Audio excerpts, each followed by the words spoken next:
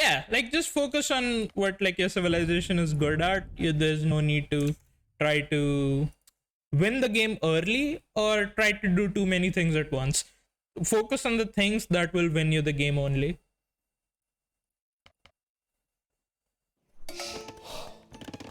Teutonic Crushers are the worst. Yes, they are. But that matchup is basically impossible for Turks to lose. To be fair, I did beat.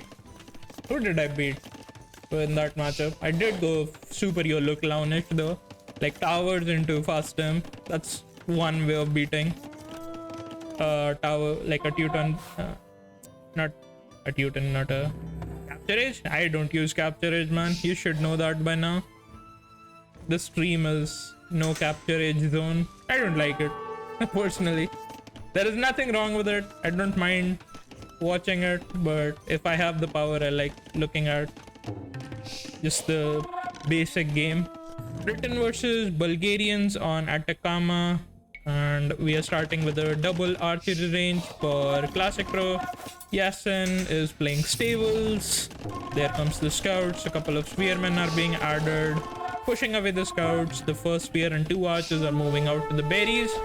One villager is about to go down. It goes down. The spearmen are being forced to trade against the scouts. Kills 1 archer, kills 2 archer, kills the spearmen. But now there's too many spearmen. Oh, there's like stuff in the corner as well. I think. Is this? Yeah, this is Red Bull Bololo. Capture Age. But nowadays Capture Age can be used with same graphic models as in your game basically. Real AGs should not use small trees too. True. Yeah, the spearmen are getting too much value. Even if like he cleans all these archers, he's killing too many scouts, and forcing your opponent, or not forcing, but having your opponent make these amount of scouts is really good because it slows down their castle age. And now he's just going for villages. This villager is toast. Got 3 scouts, 4 scouts in exchange for that. Now Classic Pro is chilling. He has lumber camp in the middle, taking the deer. I don't get why people don't get deer this early anyway. You should almost always just send the villagers to the deers if you can get them, delaying them up for a little bit. I've seen Embil do it. I've seen Miguel do it. I think I've seen Say My Name do it as well. I don't personally get it. I like to get deer as quickly as possible.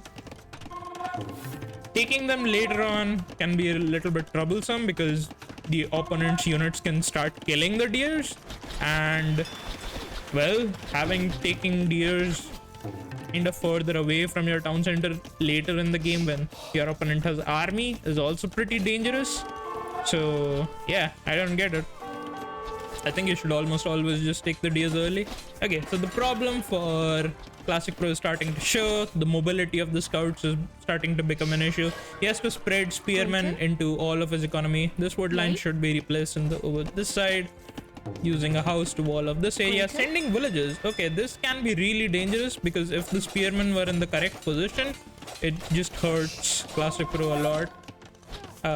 Yasin is forcing the issue. He has full upgrades on his scouts. He wants to make sure that he can get this area from Classic Pro. He's gonna start a chain of towers. Not enough spearmen on this side. These spearmen are getting baited over here, and the spearmen master is kinda in the back.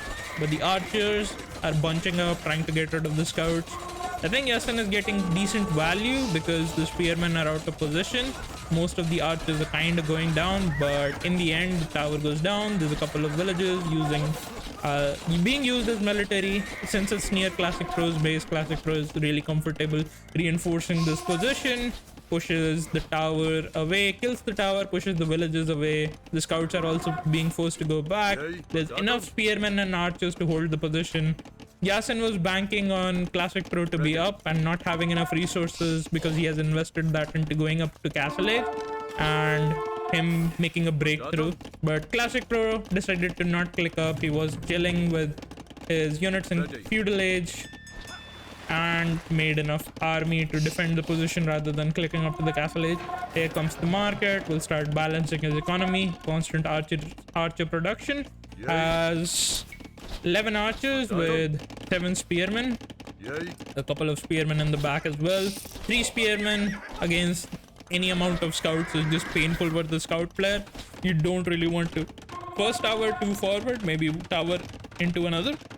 I think that tower was fine. It's on a hill, but he needed like more villages, honestly. If I like, he needed maybe 2 towers instantly instead of only 1. Like 7-8 villages, make 2 towers in same position, and then creep with more towers forward. That might have been the play. Since he's only playing with 1 army composition, it's really easy for Classic Pro to defend against that sort of play. Now this is an area where he can get hurt. Yasin is also making a tower on this side, trying to get rid of the wood line that Classic Pro has. Ready. The archers are coming through. This tower is not gonna be holding this. Classic Pro doesn't care. He's gonna dive. He has the armor. Barely losing any archers, not even losing any archers. He doesn't care about losing hit points. He's getting villager kills, forcing Yasin to run away with these villagers, and he's still stuck in feudal age, making scouts only. This tower is gonna be pretty annoying, and the scouts over here will make sure that these villagers stay alive. I think Classic Pro can just go back, loop around, hit the farming economy instead. This is a much harder area for Yasin to protect.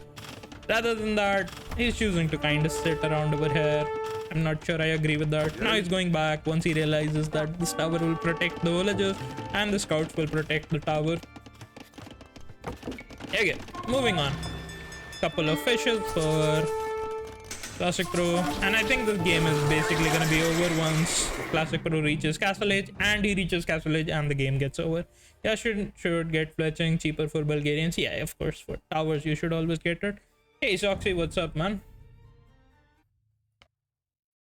Next up, we have Hindustani versus Ethiopians. Still playing Empire Wars between these two. My UI is bugged, and it comes back. And there we go. Hindustani opening stable. Both of them were trying to fight with scouts. Yasin with the archery range. Makes sense playing Ethiopians. Scouts into skirmishers should be the opening for Classic Pro. With these 2 scouts, he's gonna look for damage wherever he can find it. Yasin meanwhile is slowly walling up, making spearmen to protect the wallers, massing archers meanwhile. And Classic Pro is also looking to wall up. Using the mobility of the scouts, he's gonna make sure the spearman stays in Yasin's space until he's fully walled, and then going to go forward. Now the 2 archers with fletching and a spearman comes forward. The scout kind of clutching it for Classic Pro. Otherwise, if he did not block this access, the scout did not take the damage, the archers would have gone in. Taking another hit from the archer and the spearman. I would say archery range timing is a little bit late, because he should know that in this matchup the archery range should be played from the Ethiopian player. Let's just say he's playing bad. Yes, we can say that. And Ethiopians is one thing I want to check after this game. Do Ethiopian get the bonus now again, or are they nerfed now? Because if they get the bonus again, I think Ethiopian is one of the best civs. They get the bonus for, yeah, they do again. Plus 100, plus 100. Okay, yeah, then it's sick. Ethiopian is sick then. Yeah. I would probably start picking them on ladder games. Classic Pro made the archery range, is making a couple of skirmishers just to defend, not getting fletching. He is getting fletching, fuck that. Ignore what I said. And Yasin is doing the correct play. I think he's just gonna sell stone, click up. He's gonna scout with the spearman to see what is happening. Hey, I predicted something else and something else is happening. And again with the late mill on the deer. And Yasin is crying now. Oh my fucking god. He got value out of the scouts, which should be useless. Yes. And it's pretty much crying time for Yasin. Like, Classic Pro was in a really bad position because he was not gonna get value out of the 7 scouts he made. But now he's idling 21 villages, 25 villages, kind of idling these villages as well. So like 90% of Yasin's economy is fucked right now. Yasin paused to wipe his tears. Pretty much. I would imagine him just like fucking getting his rage on. He's not really losing any villagers, but keeping your archers in your base trying to deal with the scouts is not good for him, especially since Classic Pro only wants to buy time. I'm pretty sure he's like, yeah, if he's gonna get a villager kill over here and there, it's gonna be fine, but these scouts are just buying time for him. Yeah, this villager is toast and he gets the kill. Economy is totally screwed for Classic Pro. Meanwhile, he's managed to collect up. He's on stone, so he's gonna switch to his unique unit, probably drop it over here, the castle, and then just chill and boom behind all of that. The archers are all the way in the back of Yasin's base, and Yasin is 90% up to the castle edge. So meanwhile, what should have been happening if the game was going in a bit more balanced fashion, where Classic Pro did not get lucky and Yasin did not make the mistake of leaving a one tile gap open between the two houses next to the town center, these archers would be here and Classic Pro would be forced to tower up and Yasin would have the map control in the game. And since that is not happening, scouts are finally dealt with. These skirmishes are moving forward. I'm pretty sure these skirmishes would just patrol this hill, buy enough time. He's walling up in the meanwhile. I think it's like Classic Pro is still not out of the danger zone right now. Is still gonna be in a bit of an issue. These skirmishes kind of buying the time. Yeah, look, they are not there for actually killing the army. They're just there to buy time so that Yasin can't break through the palisade wall too quickly. And the castle finally goes up. He's gonna mass gulams, make a town center over here, and he's chilling. Like, Yasin can kind of camp. They are vision and they're gonna buy time. Once the castle goes up, all the win conditions for Yasin are pretty much evaporated. Now both of them are booming, where Classic Pro has the advantage, I would say. Yasin will still continue making his crossbows, because Ethiopian crossbows shoot pretty quickly, but gulams are really hard counter to the range units. If you have enough against the range units, even though they are really low HP and they'll die pretty quickly to the crossbows, if you have enough of the crossbows, you can get rid of the gulams.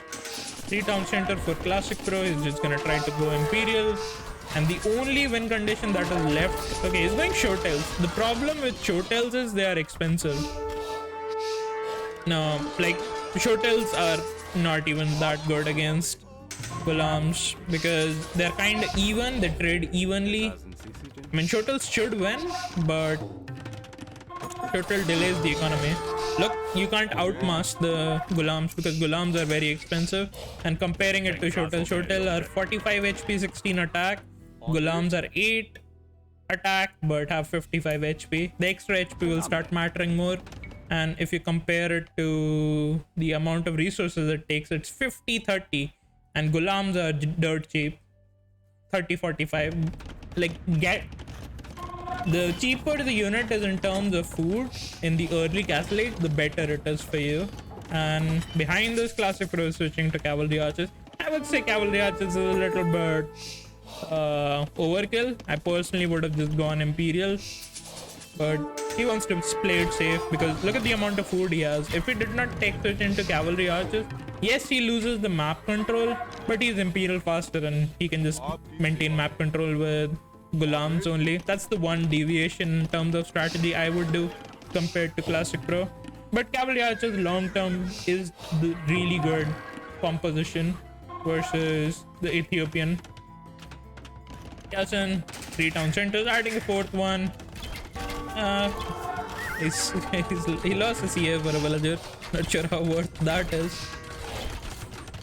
Classic Pro should just click Imperial and make like PA, trebs, bombard cannons, and he's chilling. 2nd defensive castle, just in case any raids come in. A 3rd castle forward. This will be used to trap down whatever the Ethiopian player can make. Cavalry archers to maintain map control. All the shotels are dying. Yes, I'm kind of trying to switch back into crossbows, and I don't think it's gonna work out. The 2nd castle on top of that town center. No more gold for Yasin on this side. Word control with the cavalry archers on the other side, and wood control on this side with the other set of cavalry archers. Pretty clean by Classic Pro, I must say. Did not really let Yasin expand.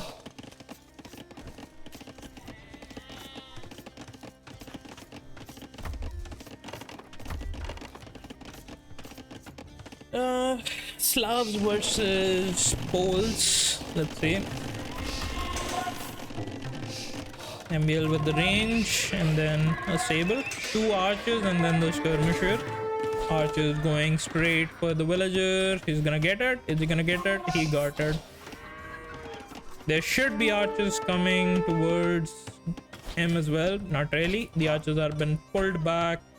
Spearman goes down. Really good kill death for Mr. MBL. Got the scout, got the spearman, got a villager. And now he's playing skirmishers and archer mix. Meanwhile, Dogao is playing scouts and archers, and he's being put in a defensive position. No more berry access for Dogao as well, and is not making any farms around the folwark. So really bad start for Dogao. It's like 4 minutes into the game, and I would say MBL has a massive advantage, and the archers are kind of going down. Villages are being pulled through. Archers are going down, and Dogao resigns. 5, not even 420. Nice. Sick. MBL killing Dogao in 4 minutes 20 seconds. Jesus, that's insane. Well, that's what can happen. Saladin! I don't want to alarm you. If you the Crusaders are attacking our play trade against a route. player of MBL's level and you're not warmed up.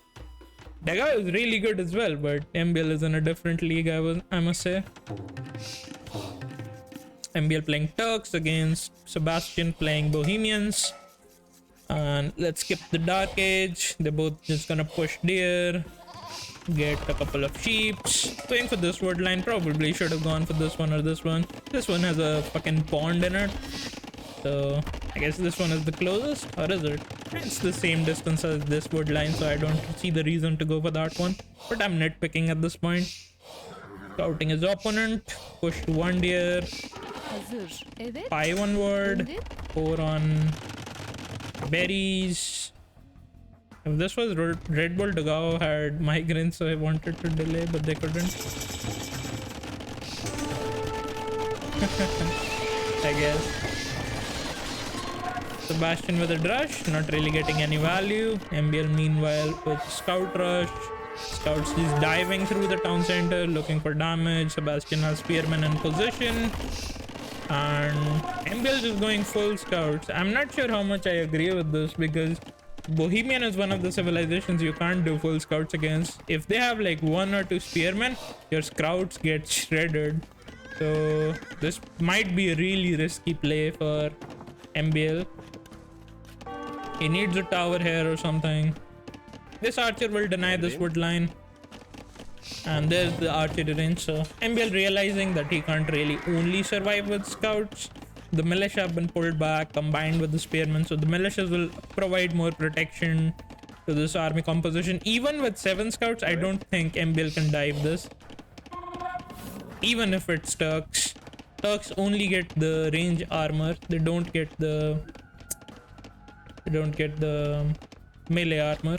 Those 2 spearmen are really killers. Scout killers. He's making bloodlines, so with bloodlines he might be able to take a good fight, especially if Sebastian kind of fights uphill.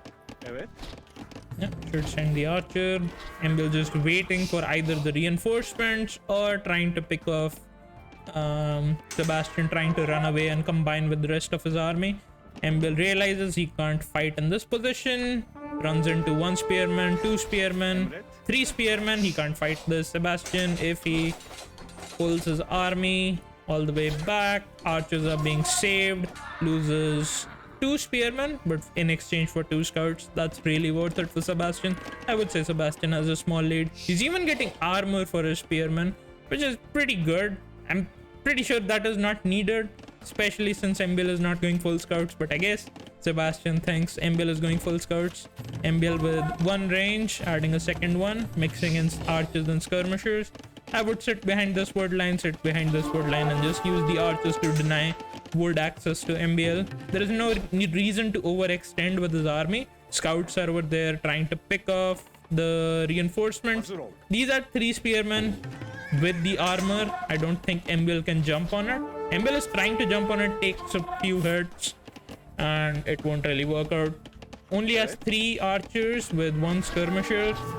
I'm pretty sure he can't hold this, but Sebastian has to make sure he doesn't sacrifice his infantry in the front. MBL is in problems. I think Sebastian is playing this perfectly. Behind this, if he has a market and selling stone to click up, MBL is kind of dead.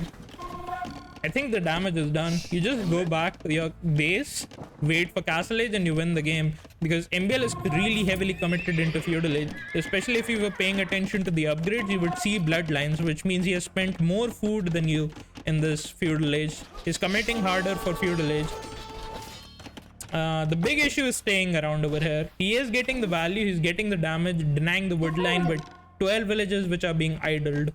But the longer he sticks around over here, he saw the range unit transition. He saw the amount of scouts that MBL had. So Sebastian, if he runs away, he's fine. He's chilling. But he's trying to force the issue. But the good thing, I was gonna say, if MBL had his archers over here, this would be really bad for Sebastian. But I think this is getting to a point where I don't think Sebastian even cares about if he loses this army.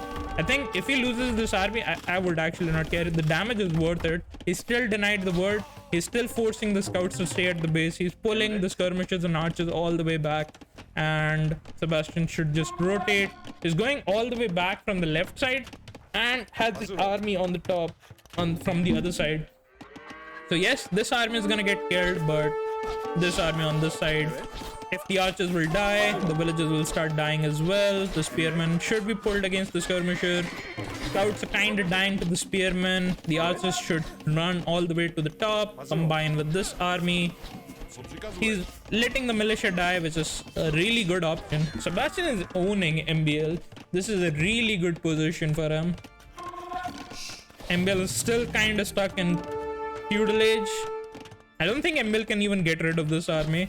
If Sebastian micros properly and runs away all the way to the top of the base, yeah, if he forces a fight against the skirmishers, he will lose he will lose this army. But this is not good value. I would not be trying to force a fight. He's losing the spearmen, and now this is really bad for Sebastian. Okay. Even with this move, I think he has a massive lead. If we compare the amount of resources collected, I would say MBL with the food lead, but wood lead for Sebastian, gold lead for Sebastian. So a really good trade for him, since he did not need to make that many food units, and he is playing triple range archers. I think that's the correct play. I think this tower is overkill though. You already were protecting this area, is fully walled, has the market. If he did not make this tower and instead sold the stone to click up faster, he would be chilling. These archers moving out from the right side is really strong. Skirmishers over here protecting this wall. MBL kind of knows that Sebastian might come from this position, so he's trying to wall this area off and has skirmishers protecting this area. Archers and scouts moving forward, trying to look or intercept the army on this side, but he sees the tower and the ranges which are garrisoned.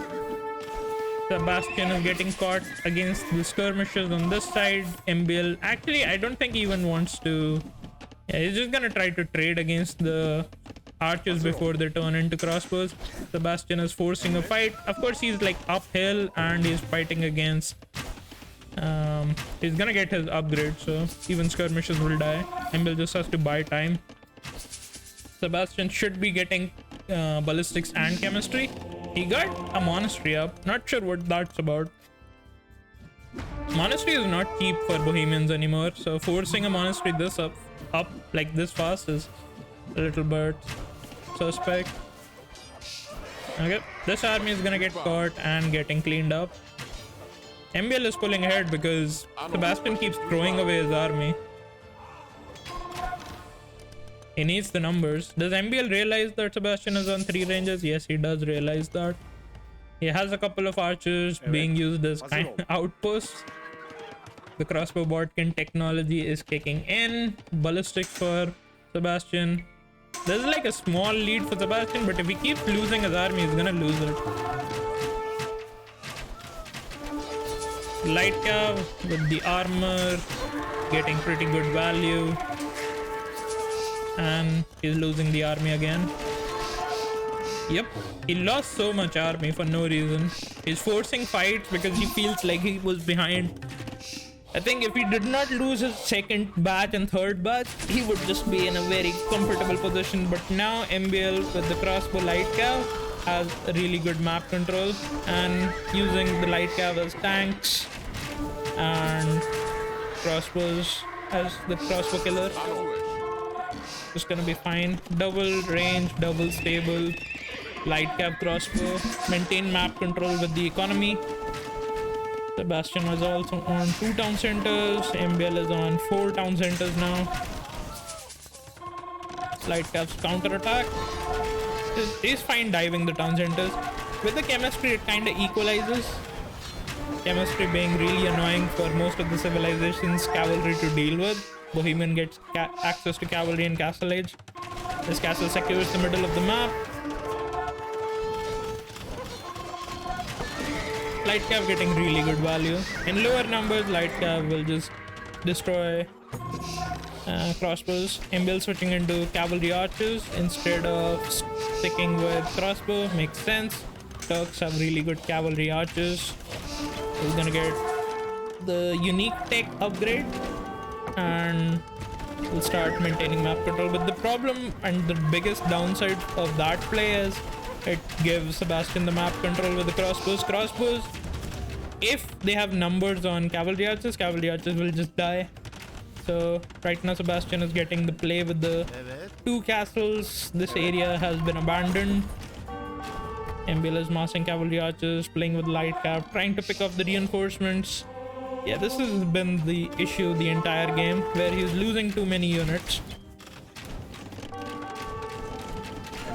He should be trying to go into the economy of MBL. Also should be producing his unique units out of his town centers. Using them as tanks to just run through your opponent's economy is always just really beneficial for you. MBL getting ballistics, making light cav and cavalry archers, has shifted his economy in the back of his base. He's gonna be fine. I really don't understand why so many players prioritize fervor so much. It's such a small eco boost compared to getting something like heavy plow with those resources. Is that a thing? I did not know that.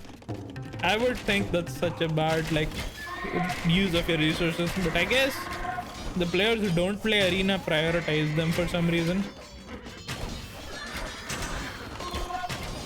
Because you should know that fervor basically gives you nothing.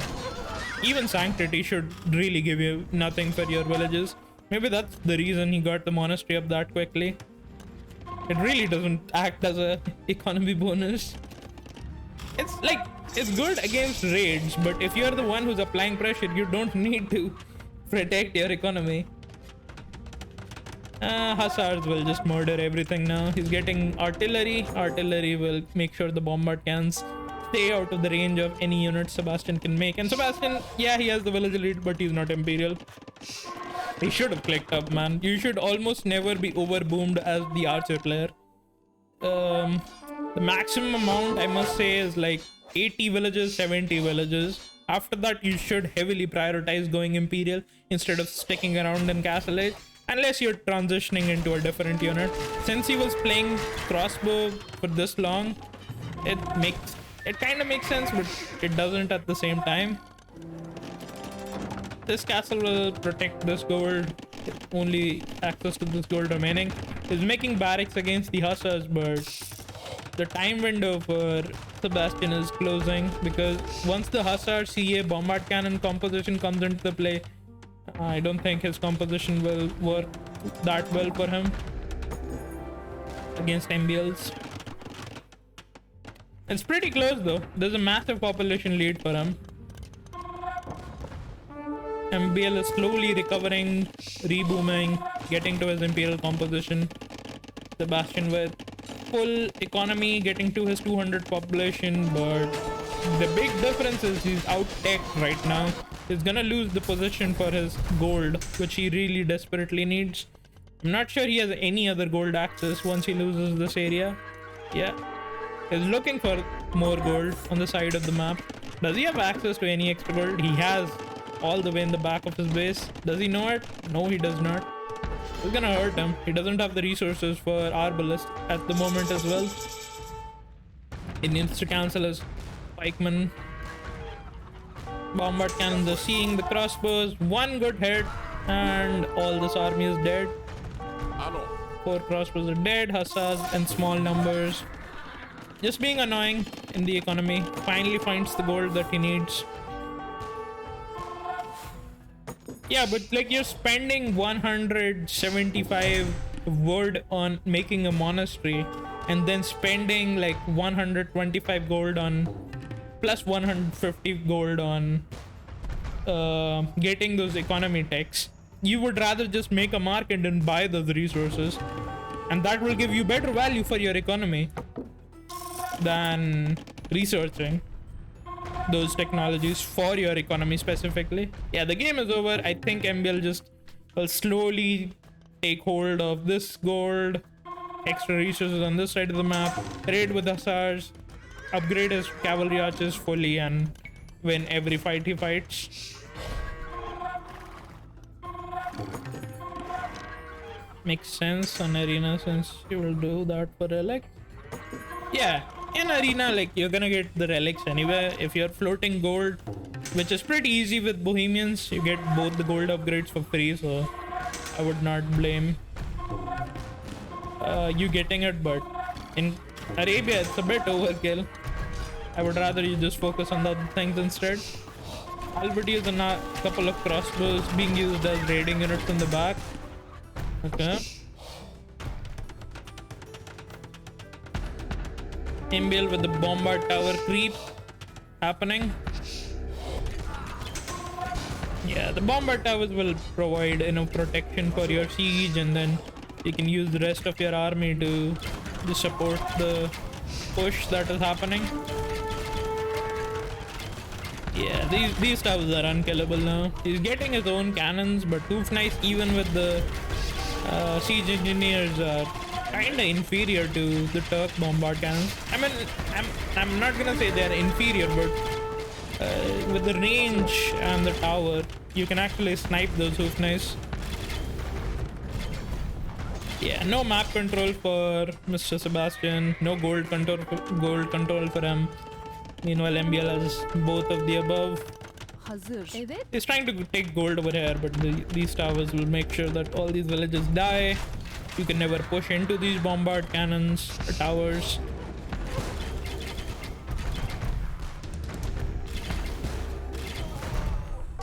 He's just sending the halves, making sure that they get enough value.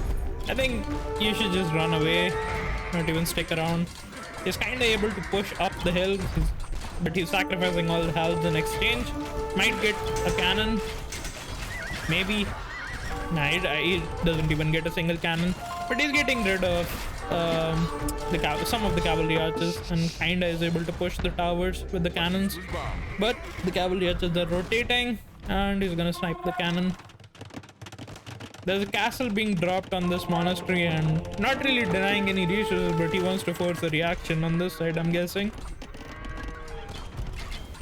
Yeah, once the heavy cavalry archer kicks in with the 100 HP cavalry archers with full upgrade, it's gonna be next to impossible for Sebastian to push it back. Albeit Hoofnice is nice, but Hoofnice don't really deal with the cavalry archers. You can just jump in and snipe the cannons and jump out. Even if you lose a bunch in process, it's fine. 12 plus 2 versus 12 plus 1.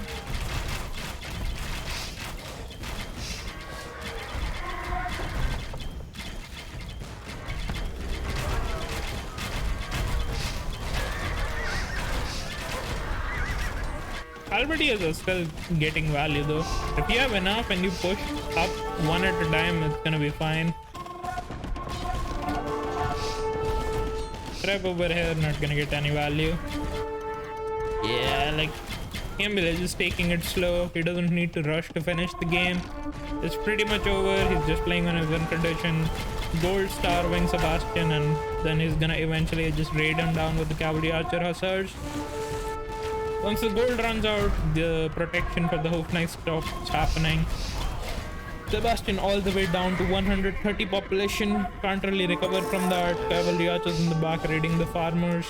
This gold is being taken by MBL. I think he has one relic, but that's I guess all he needs. Has the rest of the gold.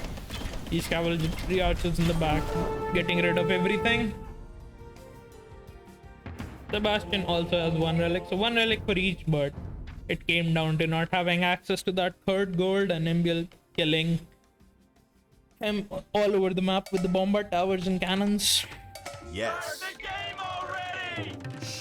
Aztec versus Burmese. You can open Drush, Man-at-Arms, or Archers in this matchup. Let's see what MBL is gonna do.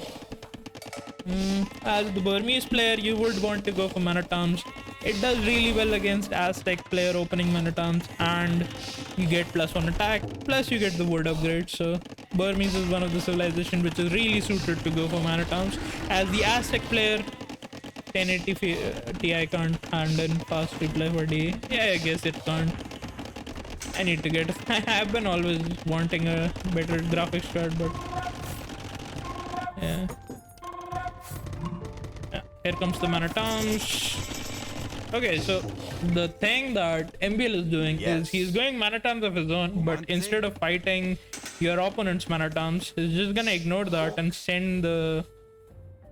I thought the game was CPU bound, not GPU. My CPU should be strong enough for this game, honestly. That's a mix of CPU and GPU. Yeah, RAM. Is it? It's gonna ignore and go all the way around with the Man-at-Arms, and it's gonna hit at a very awkward timing. You don't really expect Man-at-Arms to come at your base at 12 minutes into the game. It's APM bound. Yeah, that's why my game sucks as well. And surprise, you're gonna lose at least a villager, at least 2 villagers. Yeah, he's gonna lose 2. Click, trying to run away, lost 2 villagers, idling the other 2, and now you have to wall off all your resources. MBL is chilling, he's making a couple of archers and skirmishes and holding off the Man-at-Arms, re-walling behind the existing walls he has. Man-at-Arms being pushed to defend that and attack that house. Couple of archers and skirmishers on this side. Jordan has his own archers in the play. I don't think MBL cares. He's gonna lose the Man-at-Arms anyway. He's just gonna die for the villagers. Doesn't quite get that villager that he needed. Gets the scout though. Might get this another villager though.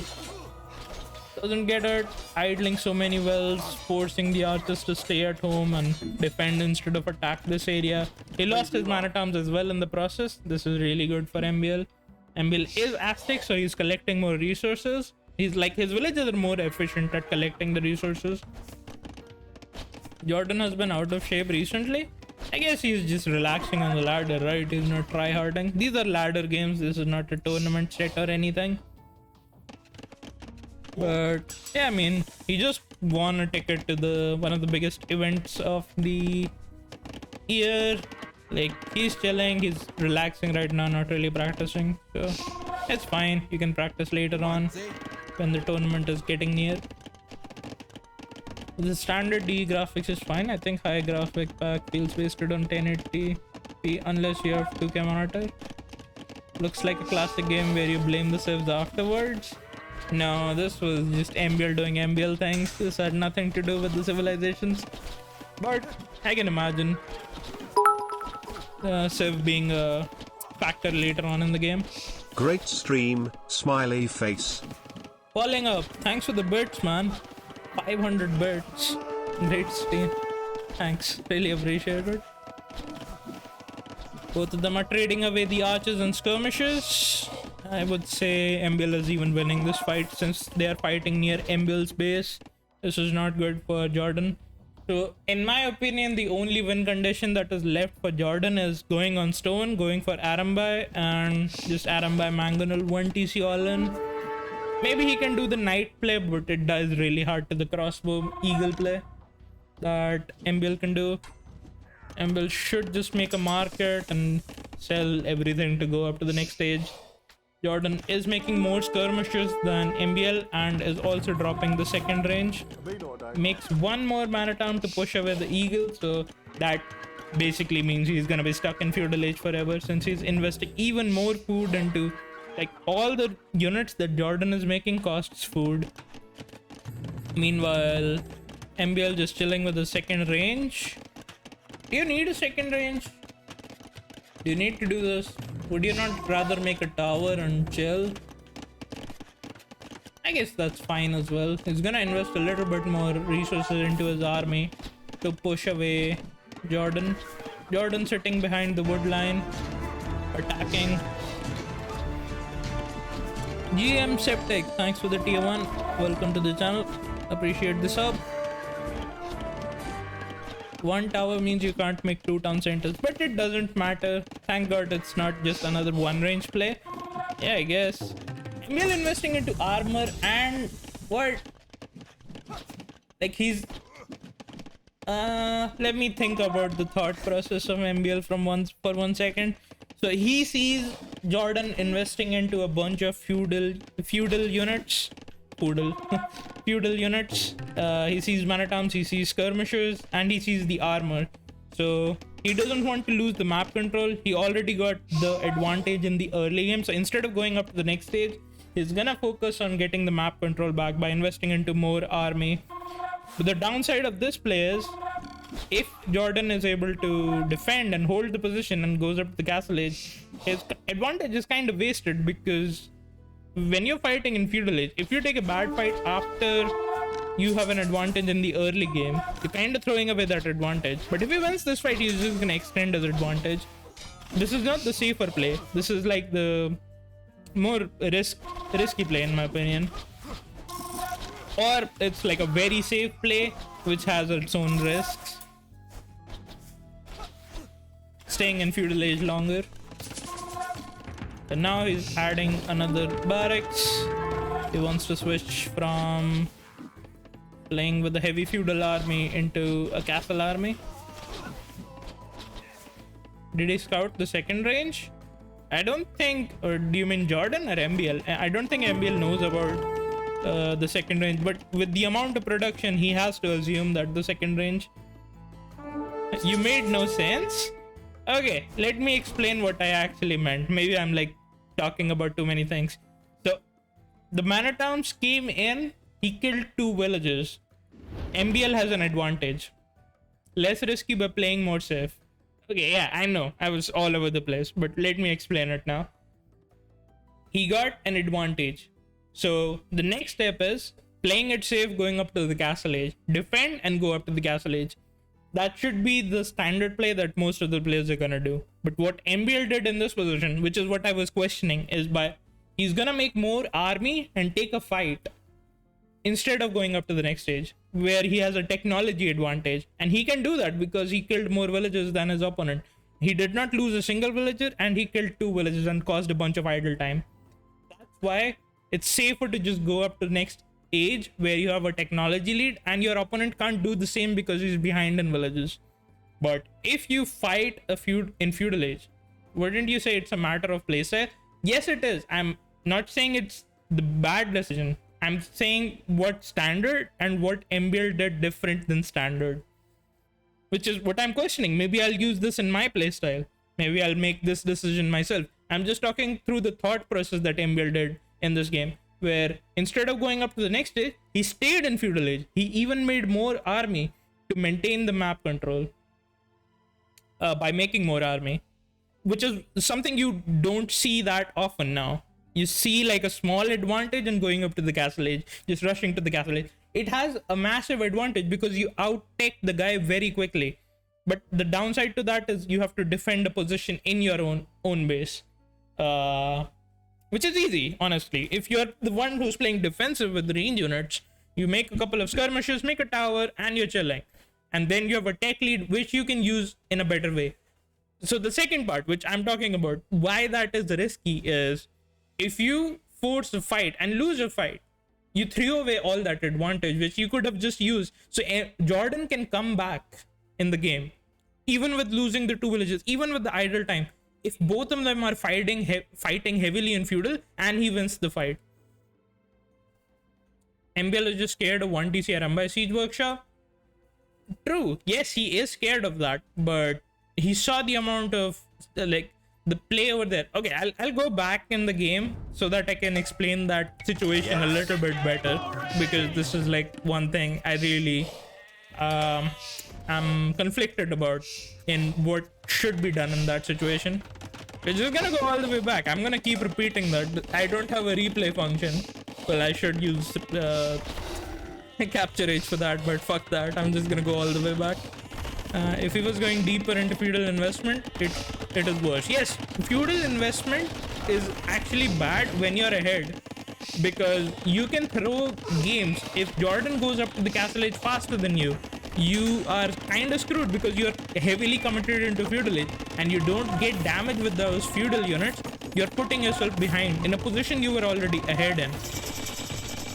So, okay, militias go out. So, Jordan thinks that MBL is just going for archery range. From his perspective, he's playing open. He doesn't see any militia. He did not see the barracks being garrisoned. So he does not know MBL is going for a Manatam play. He sees the archery range. He sees the walls. Typical MBL stuff. He's not surprised. He has nothing to be afraid of. He's gonna send the archer forward. I'm pretty sure he's gonna send the archer forward.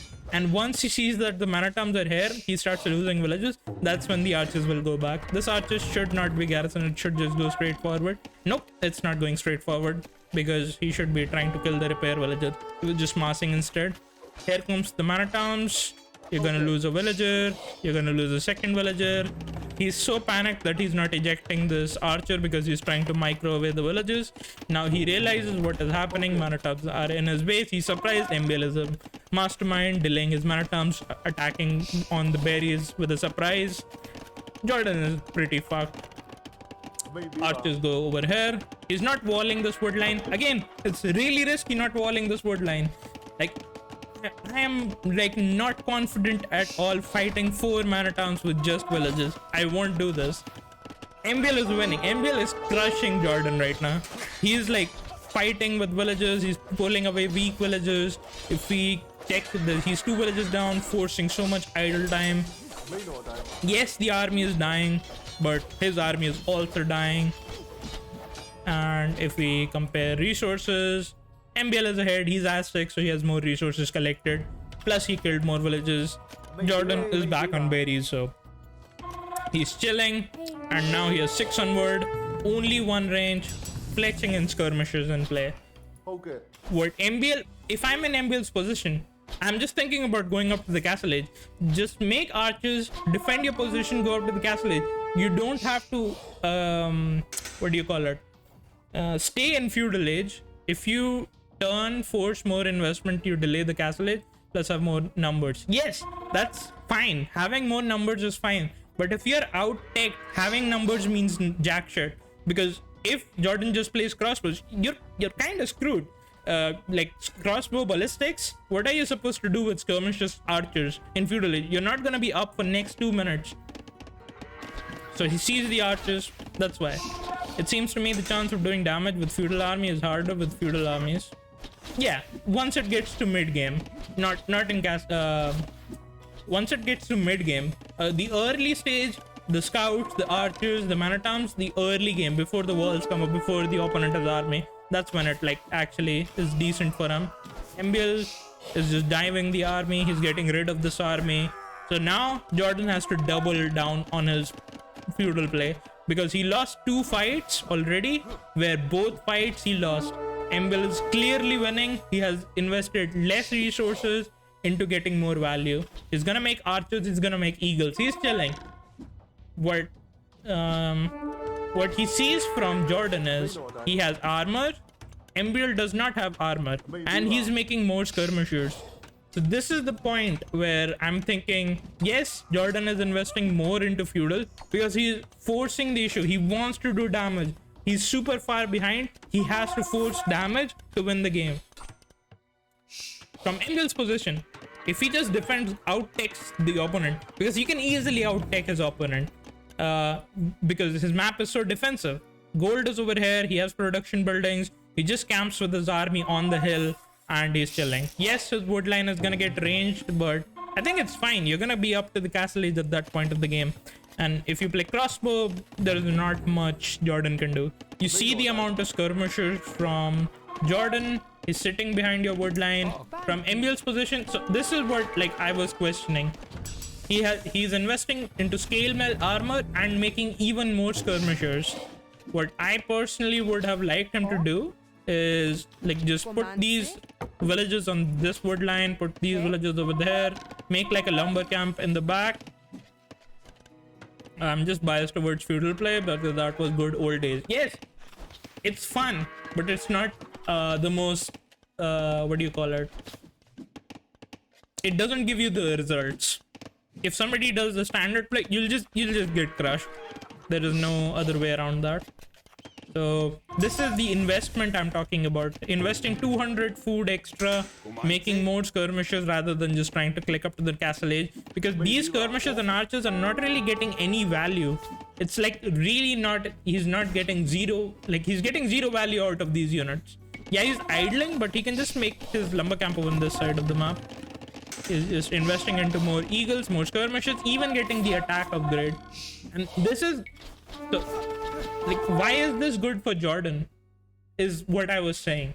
Why this is, like, good for Jordan? It's like neutral for MBL. MBL is doing this play. I would say it's neutral. It's one of the two options he could have taken. In my opinion, the castle age option is better.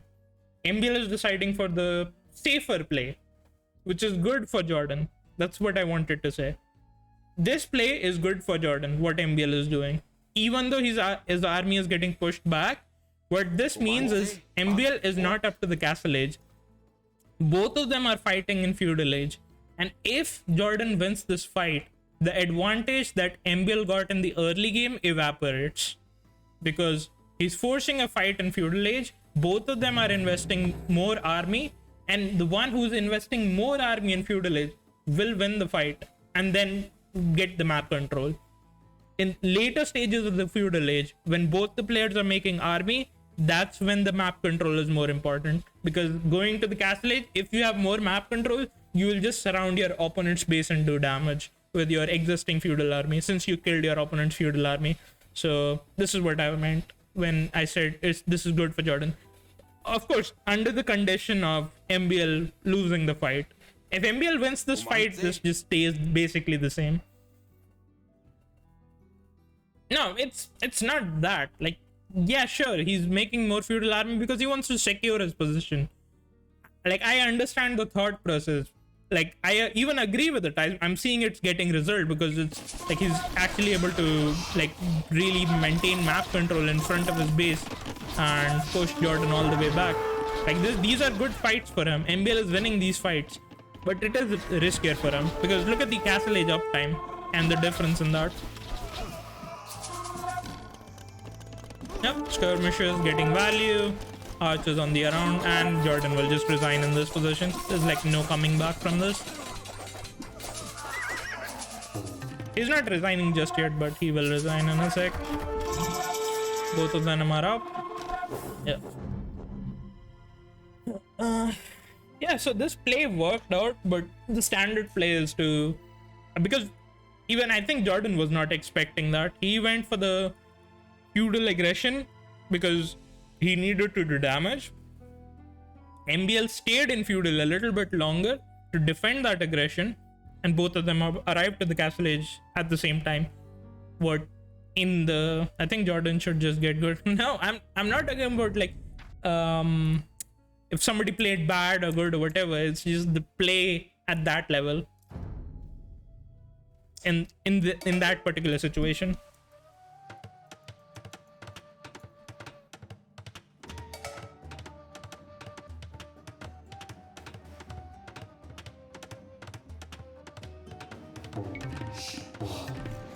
Persian versus Britons.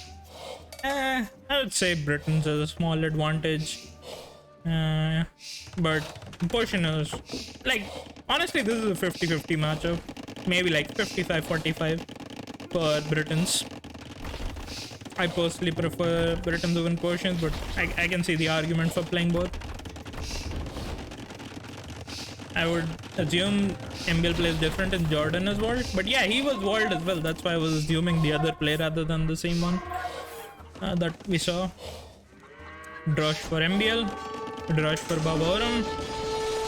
Babaram gets a villager. MBL gets a villager. Does he? No, he does not get a villager. 3 kills for Babaram. What the fuck? He killed a militia. And I think he killed 2 villagers over here. Oh boy, MBL is in trouble. And he's up faster. Babaram with the sharper build. He did not get a single villager kill on MBL. MBL with the scout transition. Did Babaram scout MBL's gold? Is the scout alive? No, his scout is dead. He does not know about the gold that is being taken. Ready. So the scouts might surprise Babaram. MBL has the scouts, 2 scouts just patrolling the map in the front, as the starting scout as well to protect the villages. Yeah, gets 1 well. The surprise factor is coming in clutch. Gets the second villager. Yeah, he did get the second villager. And here comes the skirmishers. 3 archers are being snuck. 4 scouts should get the kill. He gets another villager, but MBL just has map control now. Scouts and skirmishers.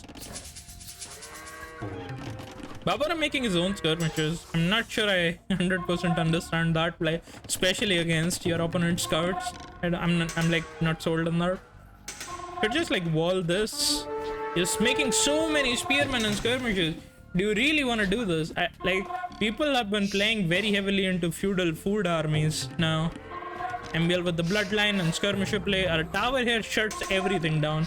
Like, what I personally would have done right now, you wall this to make a choke point to the town center, tower this gold, and you like this whole area is protected easily. I'm like not understanding the play of not towering your resources anymore. MBL is forcing the issue. The scout skirmishers, if they're microed well, this army is kind of screwed and Babaram loses the game on the spot. He's up to the castle age. He did not make the market. He's not even considering making a tower. This is very bizarre to me. But MBL kind of outpositioned with his scouts.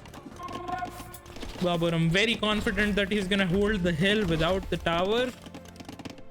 He just has his own skirmishers and archers.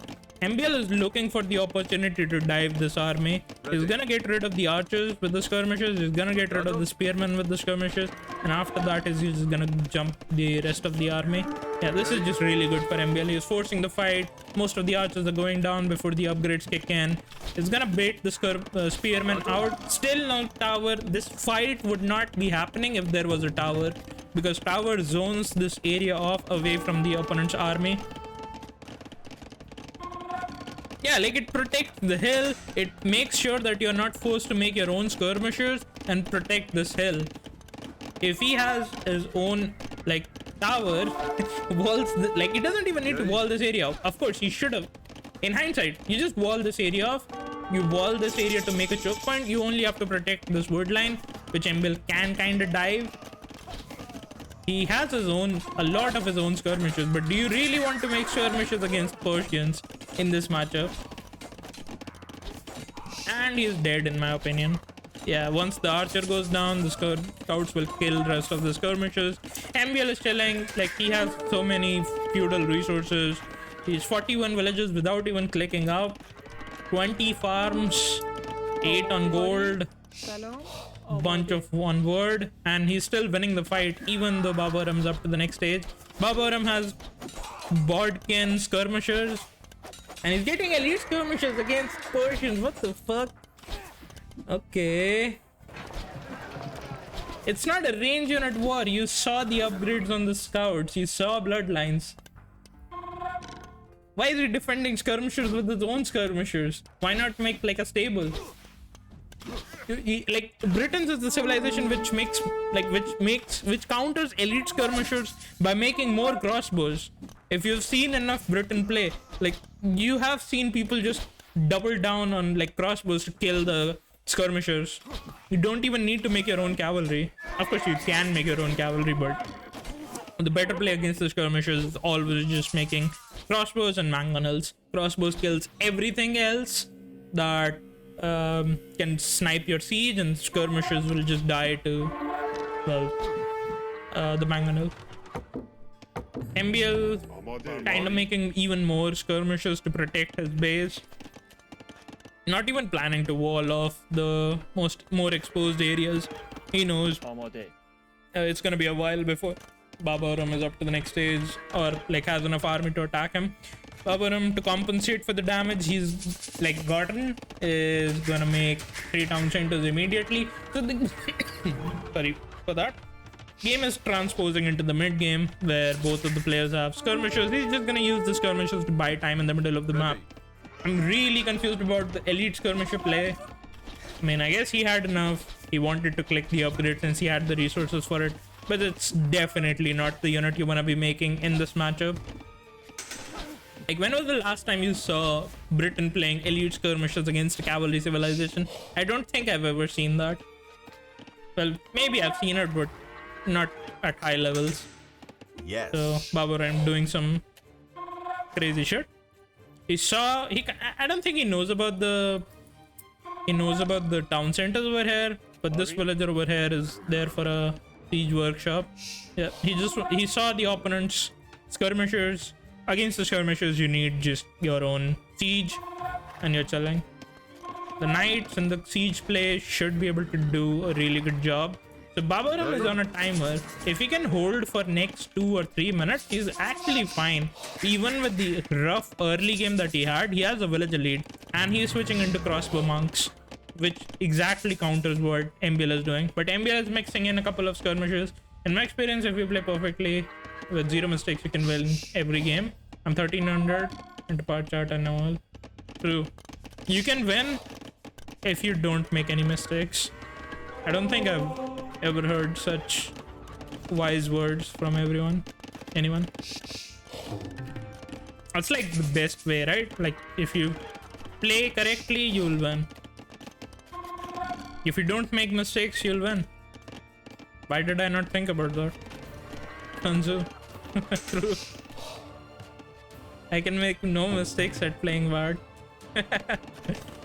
MBL is looking for any counter attacks with the skirmishers. Is checking to see what's happening. There's the mangonel. There's the knights. He's kind of chilling. The mangonel is sieging down the town center. Babaram is gonna eject his crossbows, try to snipe the siege. I don't think that works. Yeah, this is not good. He should not be trying to do this.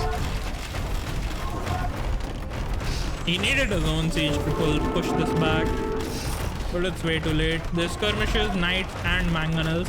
MBL is staying 1 town center. He knows that he can just chill with this mangonel skirmisher knight play, even though he's behind in villages by 30 villages. Like, Babaram has no army that can push this back. He's making a castle.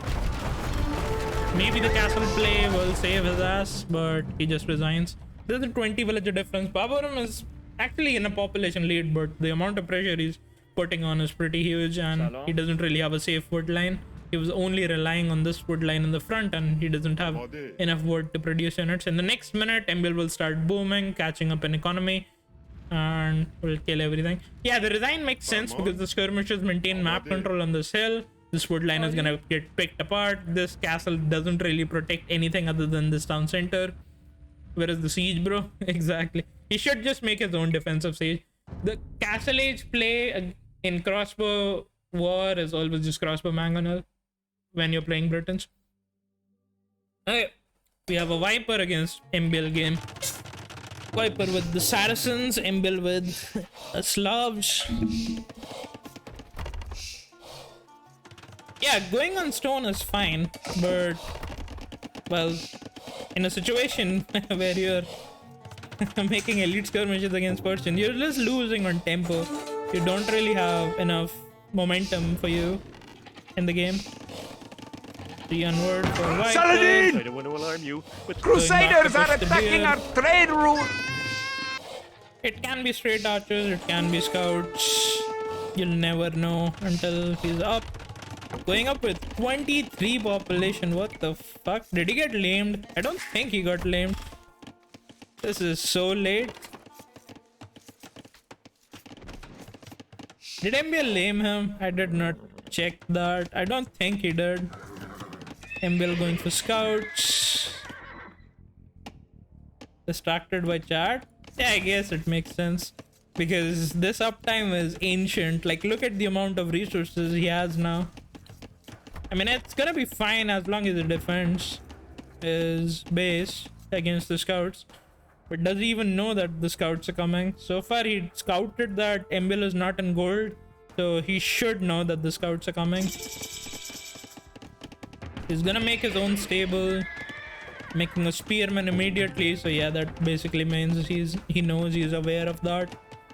He has 3 villages on the outside. I think that's enough to push away the 1 extra scout that MBL is gonna have. Since the other scout is 6 HP. Housed. That's funny. It's fun to see them, even like Viper getting housed.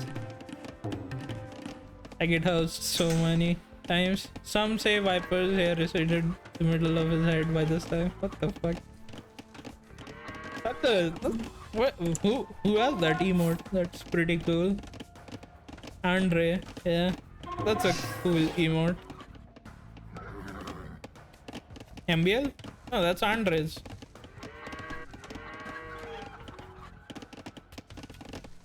It should be MBL emote, true. He's making scouts, making spearmen to defend against the scouts. MBL is being very cheeky with his play. He wants to get damage. A scout war is very... Oh, there's the MBL emote. The MBL subs are showing up in the chat. Supporting a boy. That's an epileptic version. Yeah, that's more in your face, actually. MBL has, I would say like MBL has a pretty good advantage. He's forcing Viper to stay in his base. Viper is housed. He was forced to get the town watch upgrade and he was housed. So he's behind by 2 villages. Holy shit, Viper is super far behind. And if you check statistics, you'll see the food difference. MBL with like a food like a 10% food bonus already, even though both have basically the same amount of resources collected. The farmers of Slavs are insane. You just get more food the longer the game goes on. Spearmen are being positioned behind every wood line. The scouts are being pulled on the same wood line and stuff so that he can protect. 1 spearman is not enough to hold the lumber camp, so he is keeping the scouts in his base as well. MBL by this point usually sends a spearman forward, so I'm surprised that he does not have that. Our trade route. Here comes the spearman as well, and Viper adding a blacksmith. He knows that he needs upgrades for his units to be able to hold this. Saladin does not have a blacksmith. Crusaders are attacking our trade route. Here comes the spearmen and scouts. Spearmen being pushed away. Viper is just playing pure defensive. He does not want to go for a counter attack. If he goes for a counter attack, there's no guarantee that MBL is not already fully walled, since he has no scouting information inside MBL's base. This is all just really good for MBL. MBL is trying to force the fight. He's cutting off the spearman position. Half his scouts are not fighting. MBL just kind of threw away his entire army. His scouts kind of got stuck into that wood line. The spearmen are getting so much more value. I don't think this was really worth it. Viper with a really good trade for his army. He cleaned up all the scouts from MBL. MBL has to kind of double down on his army unless he wants to just go up to the castle edge.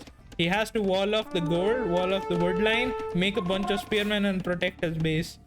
But Viper is going for a counter attack now. Viper has killed off half the army. He's gonna just be able to hold his position by making a bunch of spearmen.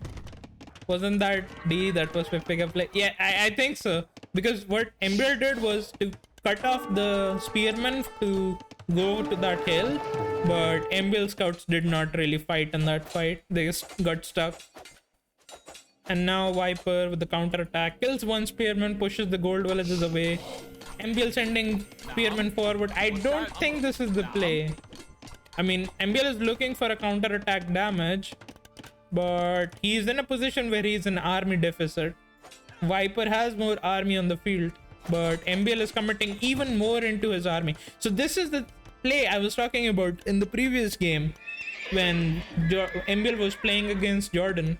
When you get like a good fight or a good advantage, it's better to just go up, use your technology advantage rather than committing or doubling down on your army. If you're ahead, that is, not if you're behind. If you're behind, you should commit to your army. Well, that's always the advice I give everyone who's like new to the game. If you're ahead, play the safe way. If you're behind, go for the risky, go for the greed. If the game is neutral, go for the greed. Like if the position is equal, you want to be greedy so that you can get some advantage. But that greed also comes with the risk. If you take the risk, you get rewarded or you get punished. In that situation, do you want to just try to play catch up, or do you want to make plays happen so that your opponent is forced to react to your stuff? So there's always that back and forth that is always happening in this game. That's why, well, I really like this game. There's always the balance of making the balance happen on when to play greedy, when to play safe, when to play aggressive, and try to punish your opponent who's playing too greedy. MBL is committing very heavily into feudal age. He's even on stone, so that means the villagers are coming in, or he wants to do a tower of his own. He is waiting for his army. Was there a 4 villager difference? Because Viper is up to the next stage and he was housed in the early game. There's a bunch of spearmen and Viper just drops the town center immediately. Scouts are looping around. They want to get value out of this. Spearmen are fighting spearmen. Viper's spearmen are out of position. Here comes a gate. He wants to protect the villagers making the town center. This villager will be stopped. But the knights are coming out and this TC basically stops all the aggression MBL can do. This area has been walled. This area is going to be protected by the town center, and MBL is running out of options in terms of what he can do.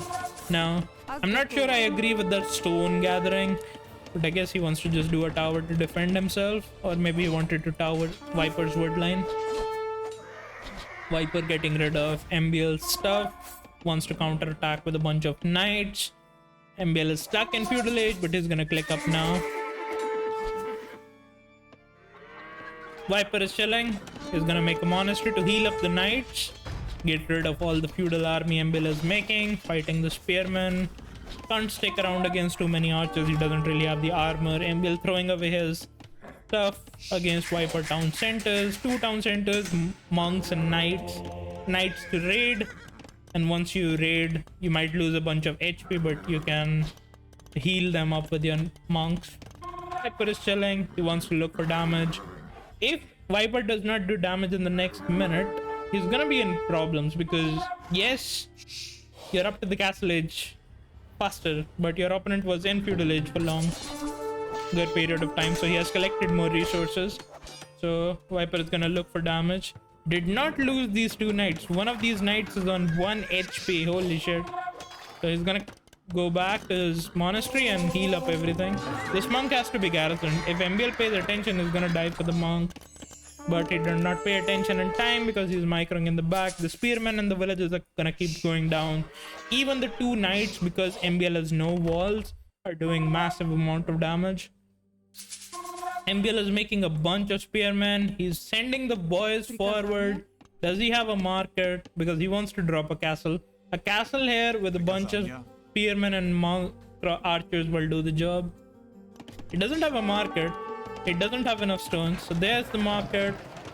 He wants to make the play happen. This is the only play left which can give him the advantage. I don't think Viper even expects it. Viper is still getting so much value out of the knights. This is how men play Arabia, minimal wall. Yeah, exactly. These knights are being pulled on the side. Like once a castle gets here or on this side, but the biggest issue in my opinion for MBL is actually this castle does nothing. It's gonna kill the town center, but doesn't really kill the economy. Meanwhile, Viper is just raiding the hell out of MBL. He has a 10 villager lead.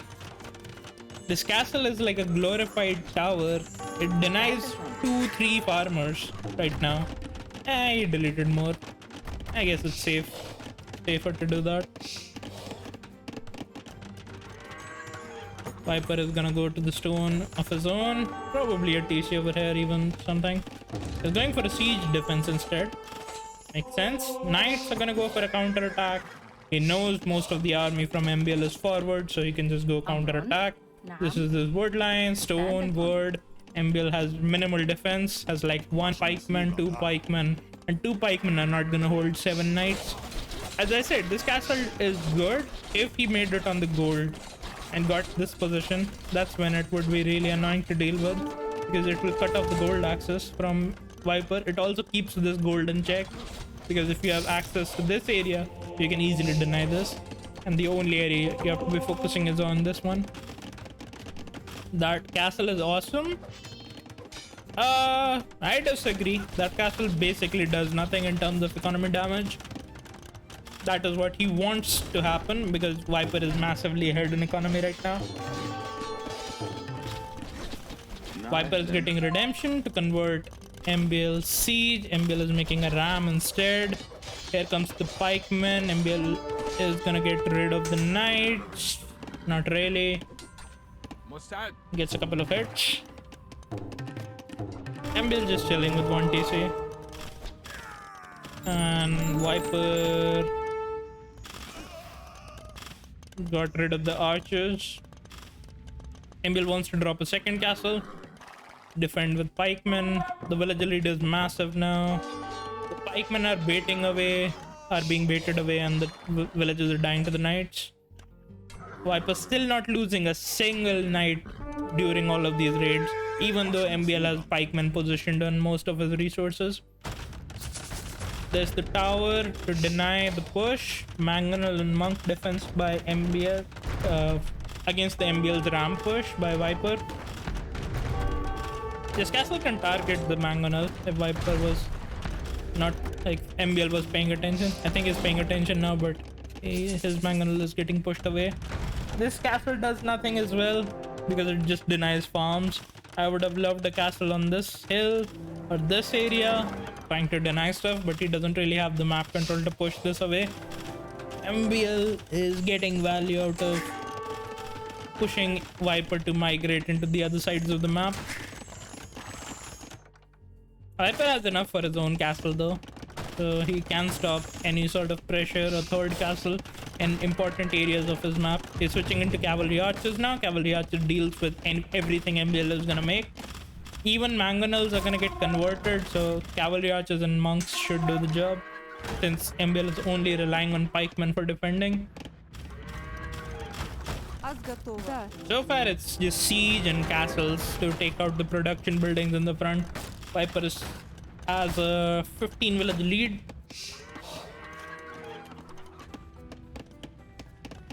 Discounted castle thingy. How much does that cost? It's very expensive as far as I remember. It's not like something you can afford. Nope, it's pretty cheap. Never mind. It's 400, 200. That's nothing in Castle Age, honestly. I was wrong. I thought it was more expensive. But do you even want to make the castles out of wood? Because wood is hard to get by. Collecting minerals is faster. The cavalry archers are gonna go for a counterattack. The knights which were made in the early Castle Age are still alive. Viper just keeps re-healing them. There's the panic town center. These cavalry archers are getting value against the knights. The pikemen should be able to push away this army, but MBL's wooden castles are weaker. I don't think they are weaker. You're just making up stuff now.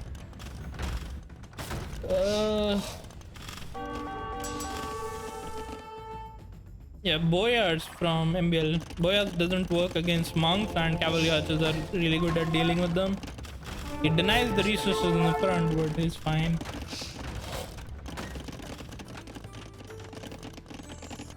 Yeah, Viper just chills in the back. He doesn't have to deal with the aggression in the front. That's what I was saying. The first castle's position, if it was on the left side, would have been more devastating to Viper's economy stuff.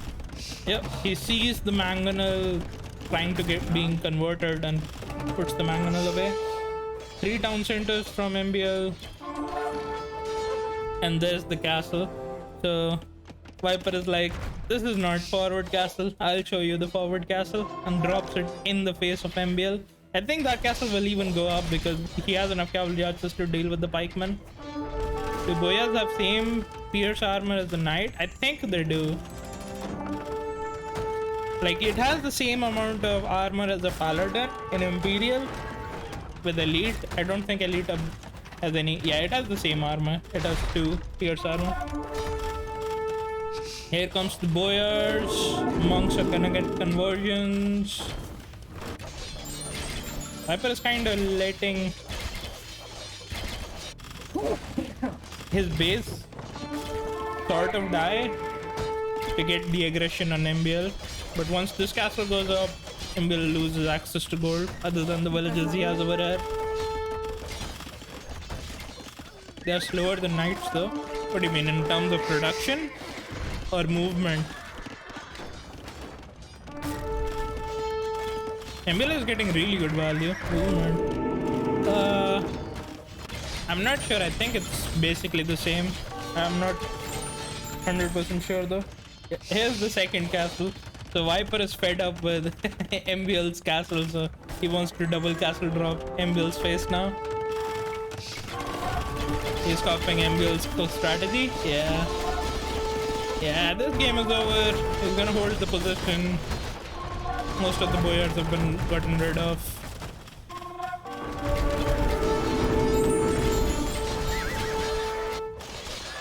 MBL has no economy.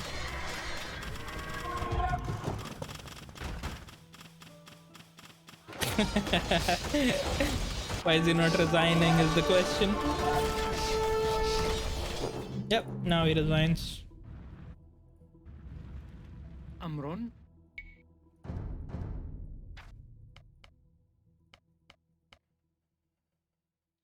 1.35. Yes. Okay. I did not know that. Thanks for letting me know. MBL with the Bulgarian, Berbers for Blackheart. Let's go. Bulgarians probably want to go open Manatams or Scouts or something.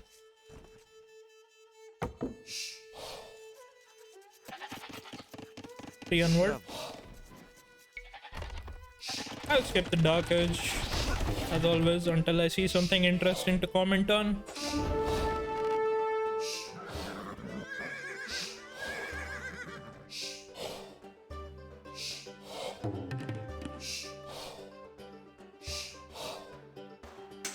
.05 is 5%.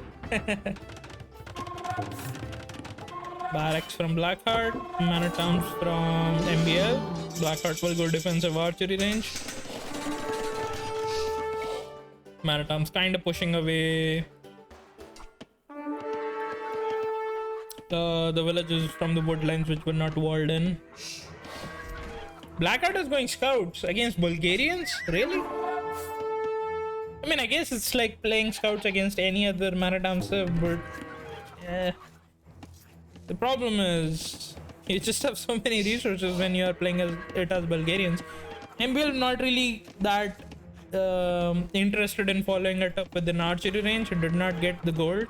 He's just gonna buy time with the Manatowns. Blackheart is looking to mass enough scouts to be able to defend against the Manatowns. Nope, he's gonna go for a counter attack.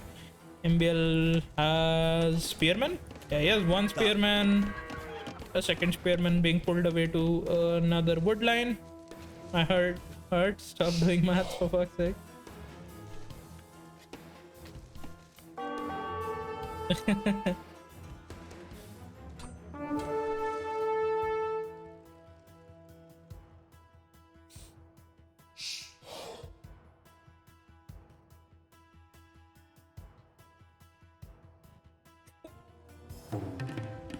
Relax, guys. And we're just dropping a stable of his own. Does he want to make scouts or is he gonna go up to the next stage? I think Blackheart was really expecting archer transition after the Manatam opening, so he made the archery ranges. But only made one skirmishes, no upgrades yet.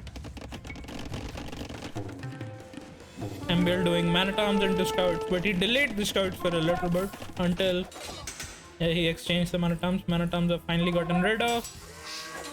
The spearmen and scouts are coming forward. Blackheart now knows what's up. MBL is getting the attack upgrade and the armor and a tower, so he's making things interesting. He's not interested in going up to the castle age. He's just gonna drop a tower on this gold, see what Blackheart can come up with. There's the defensive tower for Blackheart as well. MBL is on stone, I guess. Yeah, he's gonna drop even more towers. Blackheart is dropping his own tower, is on stone as well. Another tower by MBL on this wood line. And the scouts with the feudal army is paying off. Another tower inside. And another forward barracks. Oh boy. I think Blackheart is just dead now. A tower on this side as well, denying all the wood lines. And these towers are not gonna get rid of anytime soon. Bunch of spearmen are being made. Continue making more towers all around Blackheart's base, pulling in even more villages forward.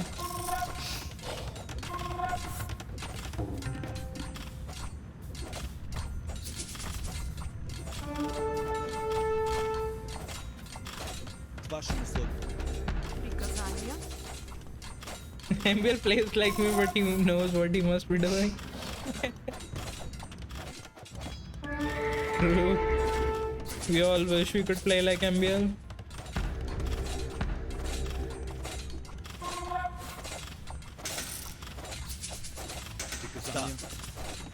What's that link in the chat? Do I want to click it? I guess I'm gonna click it. Regret this day, friend! I'm not your friend, buddy! I'm not your buddy, girl! He's not your guy, friend! I'm not your friend, buddy! We're not your buddy, girl! I'm not... Well, that's stupid. But it's South Park, so I guess it must be funny. Ah, knights can't really fight the spearmen. Another tower and another tower to deny the last wood line Blackheart has access to. Not sure why he left this area though. Yeah, spearmen are back. He should repair this tower.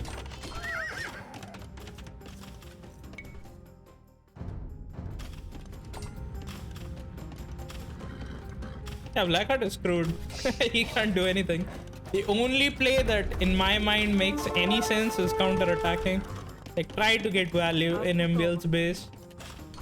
And then hopefully MBL slips up in this area.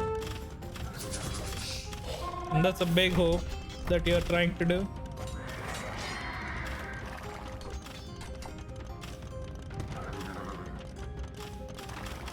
Another tower. This tower denies all the gold as well. So Blackheart has to expand over here. He's fighting the spearman. I guess he has enough knights to finally get the value he needs. But MBL will just click up now.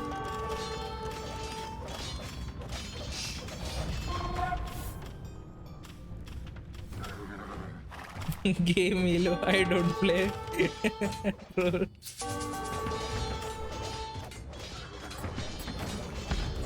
Oh my god, so much idle. 21 villages which are idle now. MBL's kind of still just committing heavily in feudal age. I mean, the longer he does this, the riskier it becomes for him. Because any damage that he takes now is gonna be really, really bad for him.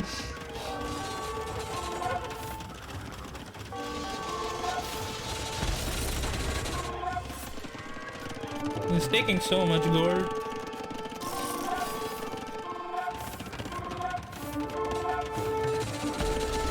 This is not a good fight for Blackheart. He's gonna lose this.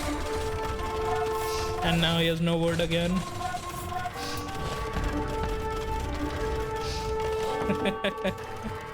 But MBL is screwed now. He's getting counterattacked. The villager count is basically the same again. The army difference is too big though. And Blackheart has no access to basically any resources other than the farms. MBL just casually unlocking his feudal madness on his opponent.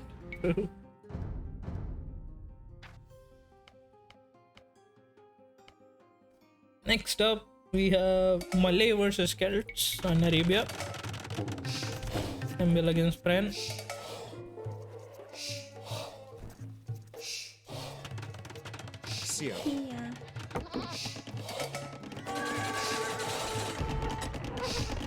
Did he get the villager? I think he did. He lost the villager for the scout. I think that's fine. As Malay, it actually doesn't matter that much. Is Pren his main? I think so. Oh no, this is Push the Tempo if you know him. I don't know his third name though. He had a different name. Pren and Push the Tempo is the same guy. This is like a player from... Which country is it? He's from Czech Republic. Yeah, he's from Czech. Budget Pran.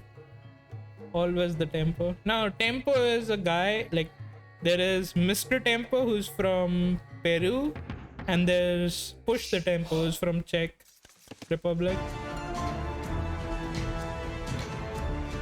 The Scar Lord, thanks for 5 months. Welcome back.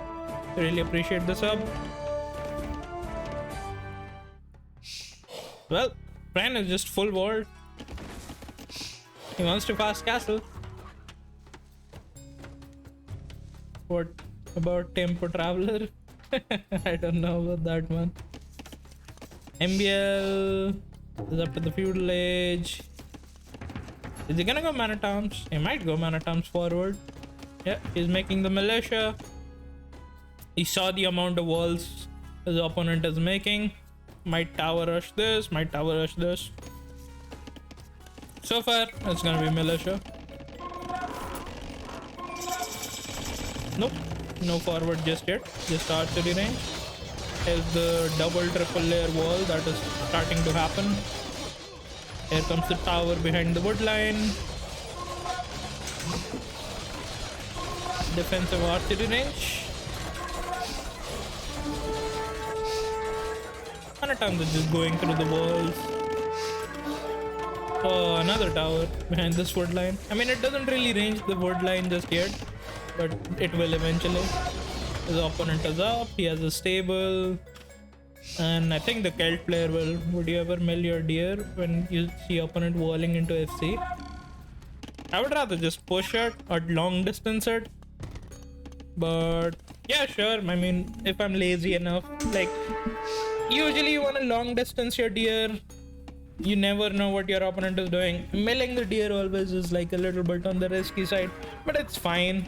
If like they're in the back of your base or something and you see that your opponent is fully walled and not really making any army or moving out. But you rarely run into that situation in most situations. So in very specific scenario, yeah, I would just mill my deer instead of doing something else. He has a couple of archers patrolling this area of the map. He wants to look for any forwards. Like, look at MBL just patrolling his choke points, looking for any pressure that might be coming his way. These towers denying access to both the wood lines, but he's chilling on this wood line. Knights are coming right into the economy. Has to send away all the villages. Knights don't have the +1 armor. I don't get it. Like, +1 armor is like the basic upgrade you should almost always have when playing cavalry. The knights are killing the army in the front, getting rid of whatever was left, and not really having the resources for any siege just yet. MBL is just making spearmen and archers to defend his position, and the knights are being pushed back. He's gonna get he got value out of this. Oh, what is this TC? What the fuck is this TC? Why? And he's dead because of that. He was actually fine just before this, and now he's lost the game. Why? Why did he do that? Just make a TC here. Like, make it here. You're chilling. Like, you make it here, you have a gold and wood. What the fuck is this TC? I like to lame other people's crushes too. Is popular known as pop blocking? I don't know. Well, he's getting so much value out of the knights, but he kind of threw away the game by doing this. He's still not in a bad position considering MBL took a bunch of damage in the early castle age from his opponent. So the game is kind of equal in a position. MBL should be dead, but he kind of threw away by making a TC over there. This tower denies this last existing wood line that he has access to. He has to go to the wood on this side, and if MBL just rotates towers this wood line, towers this wood line, he has no wood. He forces the issue, gets rid of the tower on this side, has to wait so much for this tower to finally go down. I would have ejected villagers to take down the tower rather than garrisoning my town center, but he's focused on microing on this side of the map. MBL with 3 town centers, chilling with the crossbows, counter attack. The knights will get rid of the archers raiding, but he has pikemen and mangonel on the hill. And it's gonna push and boom behind the mangonels.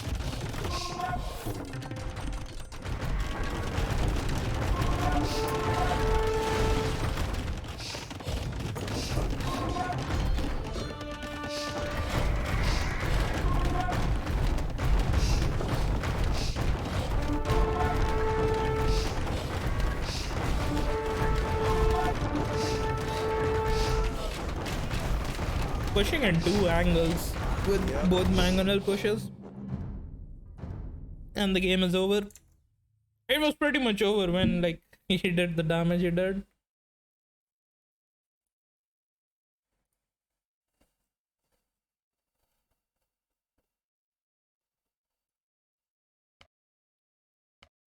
Bill versus Hera now. Japanese against gods. Both of them have winning conditions. This is like a 50-50 matchup in like most areas of the game. Japanese have early game advantage and late game advantage. Gods has the mid game to early imperial advantage. I would say Japanese is slightly favored, but Gods can definitely win this matchup.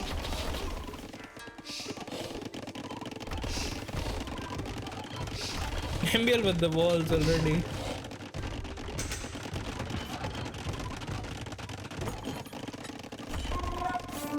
Yes. Both of them are up at the same time. Hera making his militia a little bit later.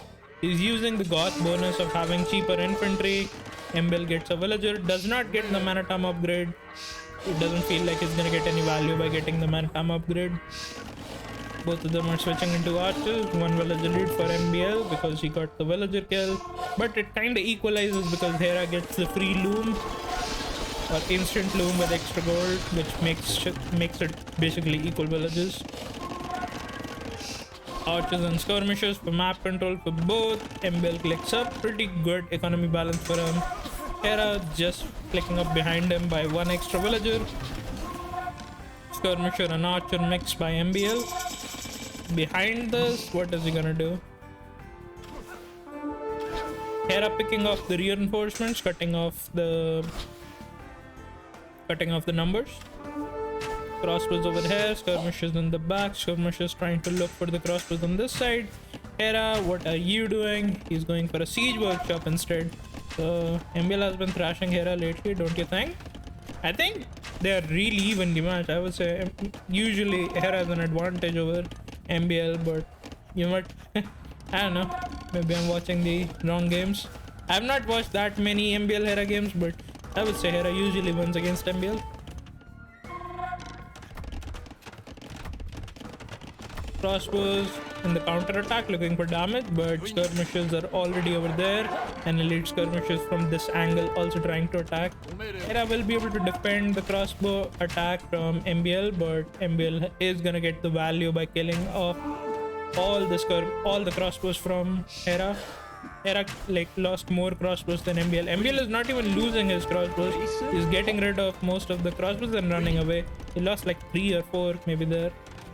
Hera meanwhile is losing all, and now MBL is adding town centers. Hera doesn't really have enough stone for a town center because he sold them in the market to click up to the next stage. He sold the stone and now he doesn't have the resources. He's also making siege defensively, so he's kind of stuck in his base. MBL has a massive economy advantage over Hera.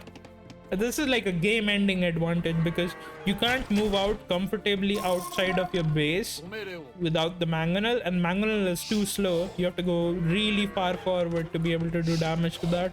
MBL just needs a defensive siege workshop or like a siege workshop in the middle of the map to maintain map control. If he maintains map control, Hera has no chances of doing damage to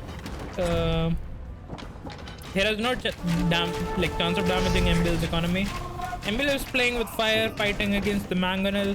The only downside for this is if MBL loses the army, Hera instantly gets the map control.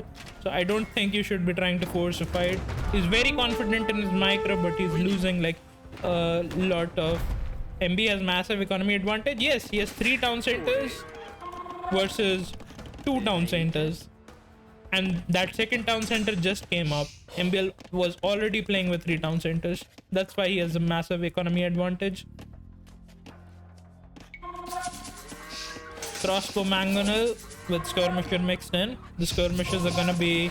So what is happening right now is he's gonna wait for Hera to attack him in a position, and he's gonna send his army towards Hera's base because of this, because he's gonna just defend with his mangonels, and with the rest of his army he's gonna try to pick up. How many wills MB compared to Hera? He has 1 villager more, but he has an extra town center.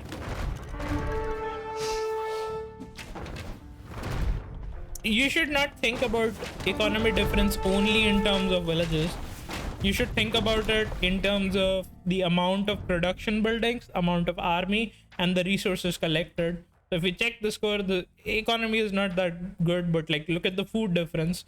Look at the gold difference in that kind of equalizes the game, but food is what you always try to look for.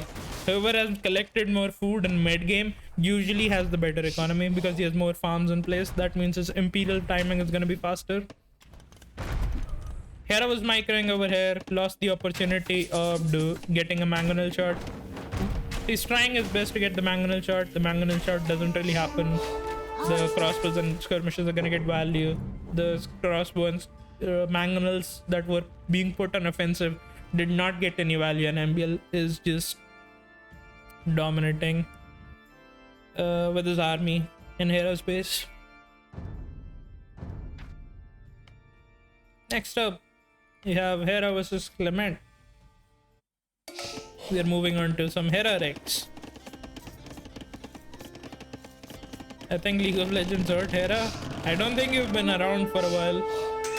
Hera has been back for a while and has been doing really well.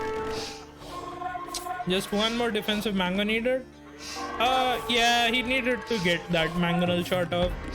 He was microing in the front and got like damage in his economy. Both of them are open scouts and archers for Clement. But Hera's up to the next stage. Adding a second stable.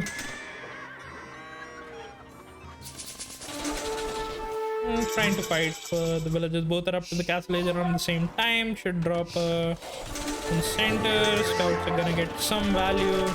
With the crossbows over here, denying the siege workshop. The defensive siege workshop on this side from Hera. And another TC in the back. So he's gonna be defending with knights and siege. He's just gonna be chilling. Clement is also kind of chilling. The third TC is up. Knights and mangonels going forward. Clement, I think, should just go Imperial. Yeah, this is the correct play. What he needs is his own defensive mangonels and monks.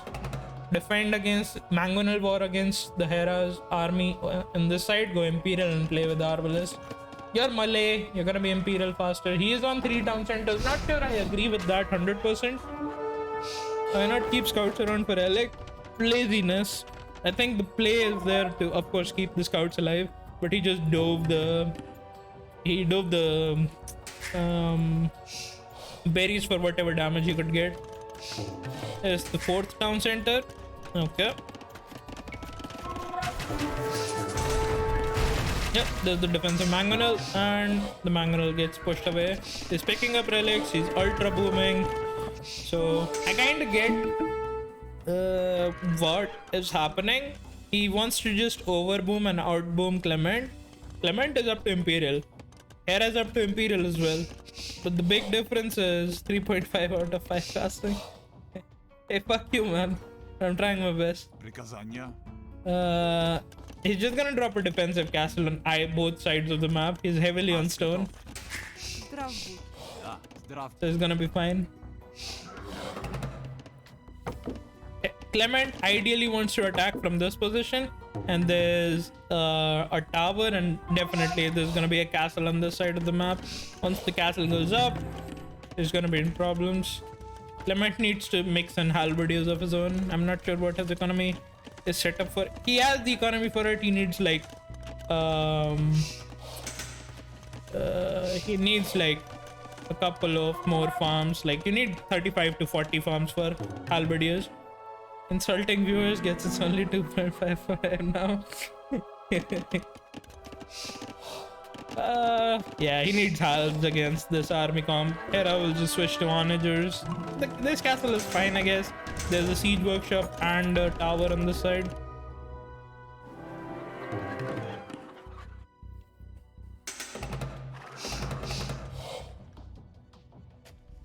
Clement is gonna wait for his upgrades before he does anything. I think Hera is fine. He's just gonna do... He's doing the unique tech. And he's trying boyars. Oh boy. I think if he got that shot, all these crossbows would die. Clement is in a fine position. This is like an equal game. This will come down to Halberdier, Arbalest, Bombard Cannon, Micro. Hera's going Boyar. Boyar is interesting because if you get Elite Boyar, you have +7 armor. But if Clement switches to Halberdiers in the correct amount of time, Hera might die. I think this is a little bit too ambitious.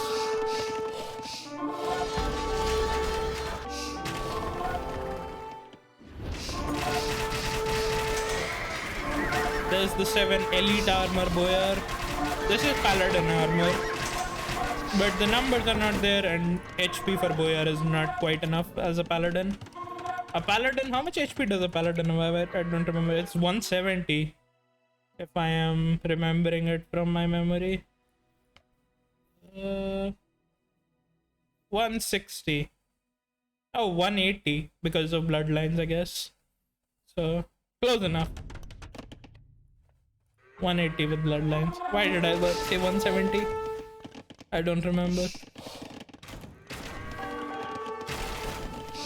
Yeah, so the low HP is kind of pulling them back, but the extra attack and the armor will more than make up for it versus the other melee units. Yeah, the cheap castles, the boyars, you just keep going for the value play. You need halberdiers, you need trebs, you need bombard cannons, you need to wall one area off so that you don't get raided. You need defensive castles of your own on either sides and you can win the matchup. But right now it is looking pretty unfair.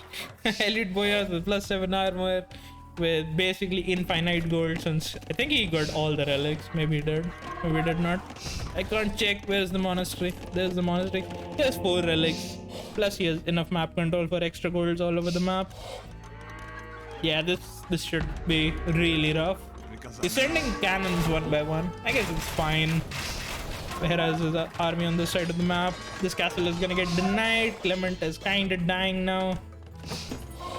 153 villages for Hera, and he has stopped villager production. I guess 47 boyars should do the job against the massive army. if only herbalist so far. He's gonna just dive for the cannon. Nope, he's just diving for the army. And the halberdiers were out of position. Most of the front line is just dying immediately. Boyars charging in, fighting under the castle. The 7 armor kind of kicking in. Everything is just melting. Boyar is a sick unit, man. Especially if you don't have halberdiers already in the place. No armor for halberdiers. Economy looks pretty screwed up. He has the 40 farmers now, but the momentum is clearly in Hera's favor. Has more efficient, population efficient army now with the boyars. Onagers. Okay, yeah, onagers are like if you cut through the middle. Not sure if he's cutting through the middle. No, he's just going for onagers on the left side. But if he was cutting through the middle, just destroying the economy of Clement, there's not. I like the uncensored commentary, I guess. Most of the like the top guys are very PC with their commentary. I guess they have to. They actually get paid and shit for it. If they're casting officially for like a big channel. I've actually never seen cutting through the middle on this map. Why not? It's like the play, right? You like how many villages are there? That's 60 villages. You immediately kill if you go through the middle. That's 50% of the economy immediately vanishing if you cut through the middle and kill it. Now I've seen so many games that go down to gold control and wood control on this map. I don't think we're watching the same games. So elite boyars are essentially worse units, yet more gold intensive than paladin. Given that no, they're better than paladin right now. They only are worse against halberdiers. They're good against everything else compared to the paladin. Maybe not mass heavy cavalry archers as well, but mass cavalry archers beats both paladin and boyar, so it doesn't matter. Well, here comes the siege onager. Siege onager will melt the halberdiers. Clement sees this now. Clement is shitting his pants. There's so many fucking boyars and siege onagers. Yeah, you have 2 bombard cannons. Who the fuck cares? Yeah. He's just gonna dive this. He's not fighting near the castle. Yeah, like he realizes there's no winning this game anymore. Oh, this like the score difference will start just going through the roof. I take a big sip of my beer. Yeah, the halberdiers are gonna melt. Even one shot that is gonna get connected. I think Hera's just gonna go for the castle. Yeah, he's just gonna right click the castle. Right click the castle, man. Everything is dying. All the halls are dead. All the cannons are dead. No population left for Clement. Boyar just murdering everything else. Yeah, you lost the onagers, but there's no army left to protect your stuff. He needs to go kill the farmers though. I think Hera has more than enough economy to continuously make whatever he wants forever. Kind of threw away the onagers. Still no cutting. I think he doesn't need to. He's just. I feel like Hera's just playing with his food now. It looks pretty over. Halberdiers are streaming in. There's still opportunity, but with the army composition Hera has, there is no win conditions left. There's literally nothing you can do. Like, maybe halberdier elephant? But Hera can just easily switch to his own halberdiers and nothing will happen after that. The only army composition Malay has against this, which barely wins, is... Oh, there's the cut. Which barely wins is elephant and halberdier. There's the castle, there's the cut. Clement knows what is happening. He sees what is happening, but he can't really stop it. There you go. Without even fighting, he's losing 30 population every shot. This is, yeah, not good. This army composition is unkillable in this matchup. I'm just gonna speed it up until Clement resigns because the game has been over for the last 20 minutes. All the army is dead. He actually let Hera get the kills. He let him have the shots, and the game is over. That was over like 5 minutes ago, but he like was just playing it out until he lost it completely. Hera versus MBL on Empire Wars. Archery range immediately versus Incas. I think the map is Arabia. Yeah, it's Arabia.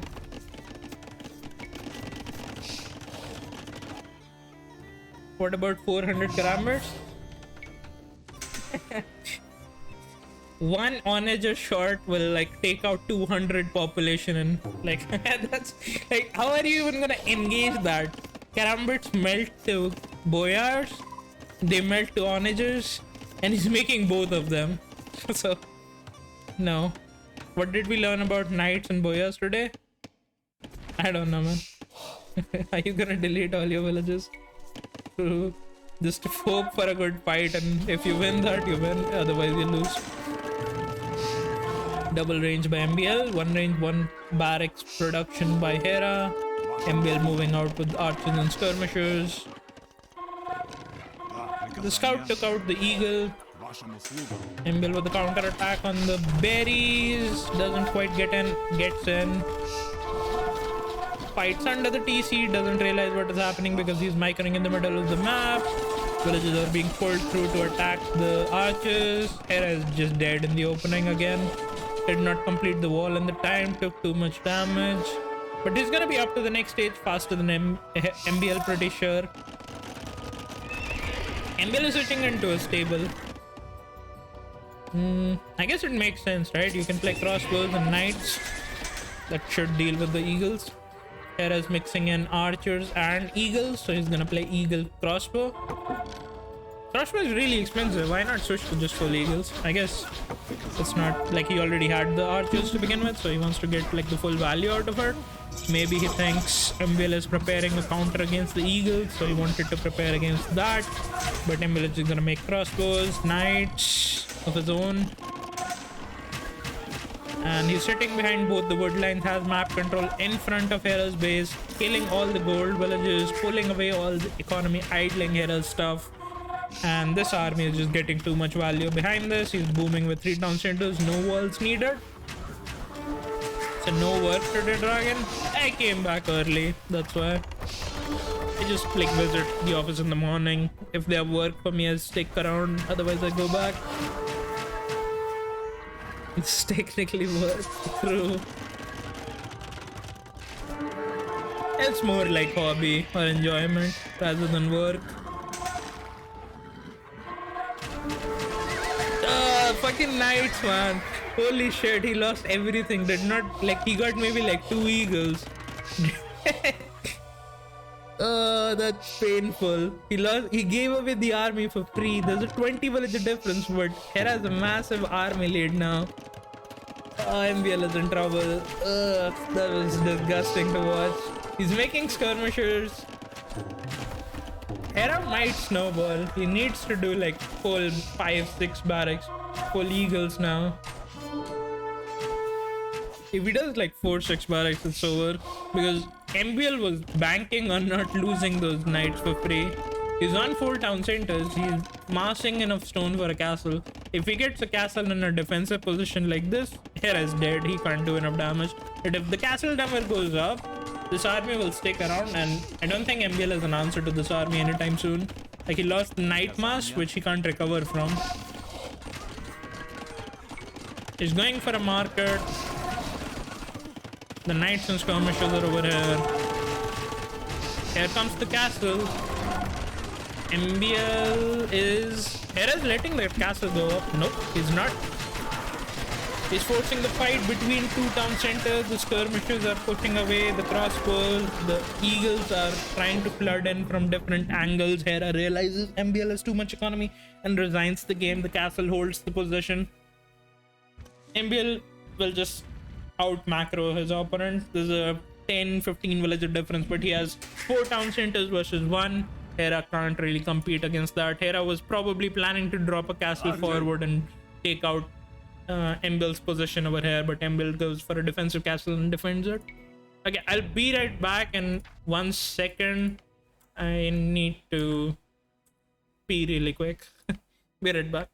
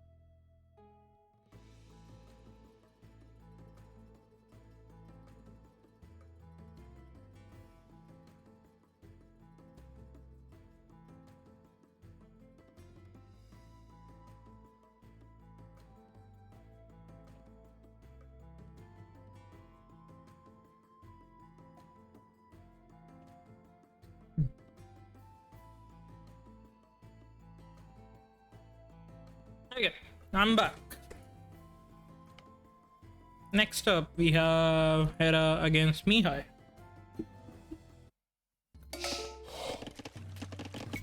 Khmer versus Bohemians on Moras. Archery range in the opening. Both of them are opening archers. There's a defensive tower immediately for Mihai. Sure, I 100% agree with that. We don't really need a tower.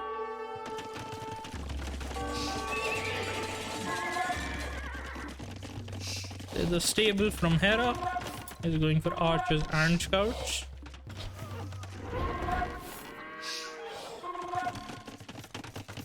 Okay.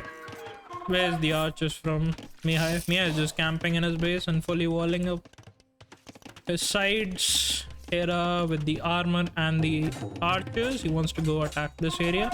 This area is pretty much defended by that tower. And I'm not sure what Mihai's plan is. I think he can hold the position because he has the hill on this side of the map. Yeah, if he just targets the... He should target the archers. He should not have targeted the scouts. Archers is what you're afraid of, because once the archers have gotten rid of, you can re-wall pretty easily behind that. Should just cancel the archers and click up. Hera is doubling down on stables and archers. He wants to dive this area. That's why walling behind the tower is also the play he should have been looking for. Repairing the house. He doesn't want him to get in. Mihai should come back with the archers and protect this area again. Maybe even stonewall this behind the wall. Behind the house. Come in close. He's sending the villagers to re-wall. Makes 2 houses and pushes away the army. Yep. Hera's on a timer. He has to do damage. If he can't do damage, this army will be wasted and the crossbows will get the cleanup on this army. He's doing even more mills all over the map. He's going for all-in feudal play. Yep, this is what I meant. Don't go for the scouts, go for the archers. Yep, he's looping in. Hera does not know that this is walled off. He thinks it's open. Yep. He's gonna be surprised to see that it's actually just walled. Yeah, he's clicking, but the scout pathing is being fucked up. And now he sees that this area is already walled. Mihai should just keep his archers still over here. He only sees 4 archers. I'm not sure Hera should go away from this area. Mihai should not counterattack. He should just definitely fully protect his base first. There's the spearmen. Bohemian spearmen are really tough to deal with. Only 4 archers. This is why you want to make sure that you get rid of the archers first before you get rid of the scouts. Here's the market that's coming up. Market wall will deny everything. There's the archers on this side of the map.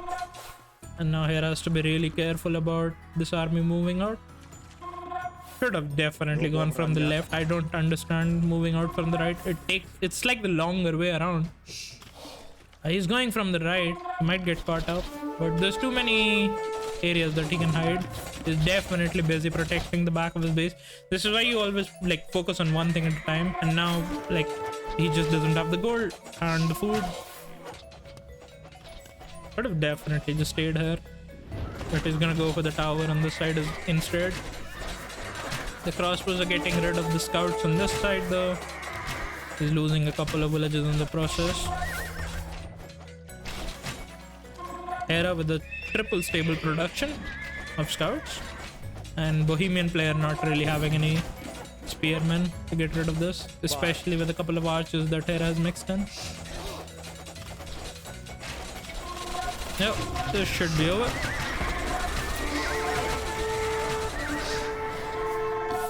No shorefish access, and he's getting rid of all the archers. Is up to the next stage.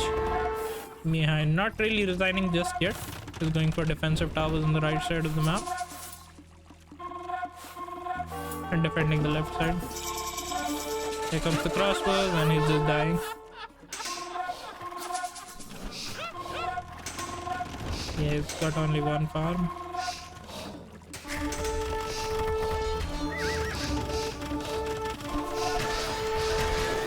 Oh man.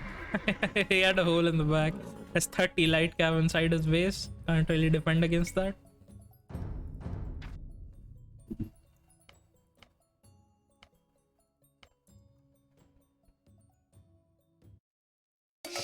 Hey, this will be the last game I cast though, unfortunately. I did not cover all 30 games, but I do need a break. I need to eat. I'm really hungry. I'll come back later in the evening though. And what do you call it? I might have watched this game already. I feel like I have. Maybe I did not. It feels like I watched this game.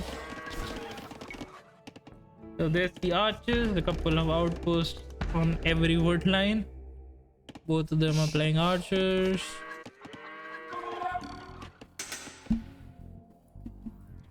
Daniel knows about the archers going from this angle. He's gonna have his own defensive archers. Hera pulls back, fights in the middle of the map, loses the scout. First kill of the game. Gets a kill on the archer but loses one archer in the process as well. Defensive skirmishers and counter-attacking with 5 archers. And Daniel lost a villager because of that. Nice move. Has enough food to go up to the castle age behind all of this. Mixing in more skirmishers. Trying to chase down these archers.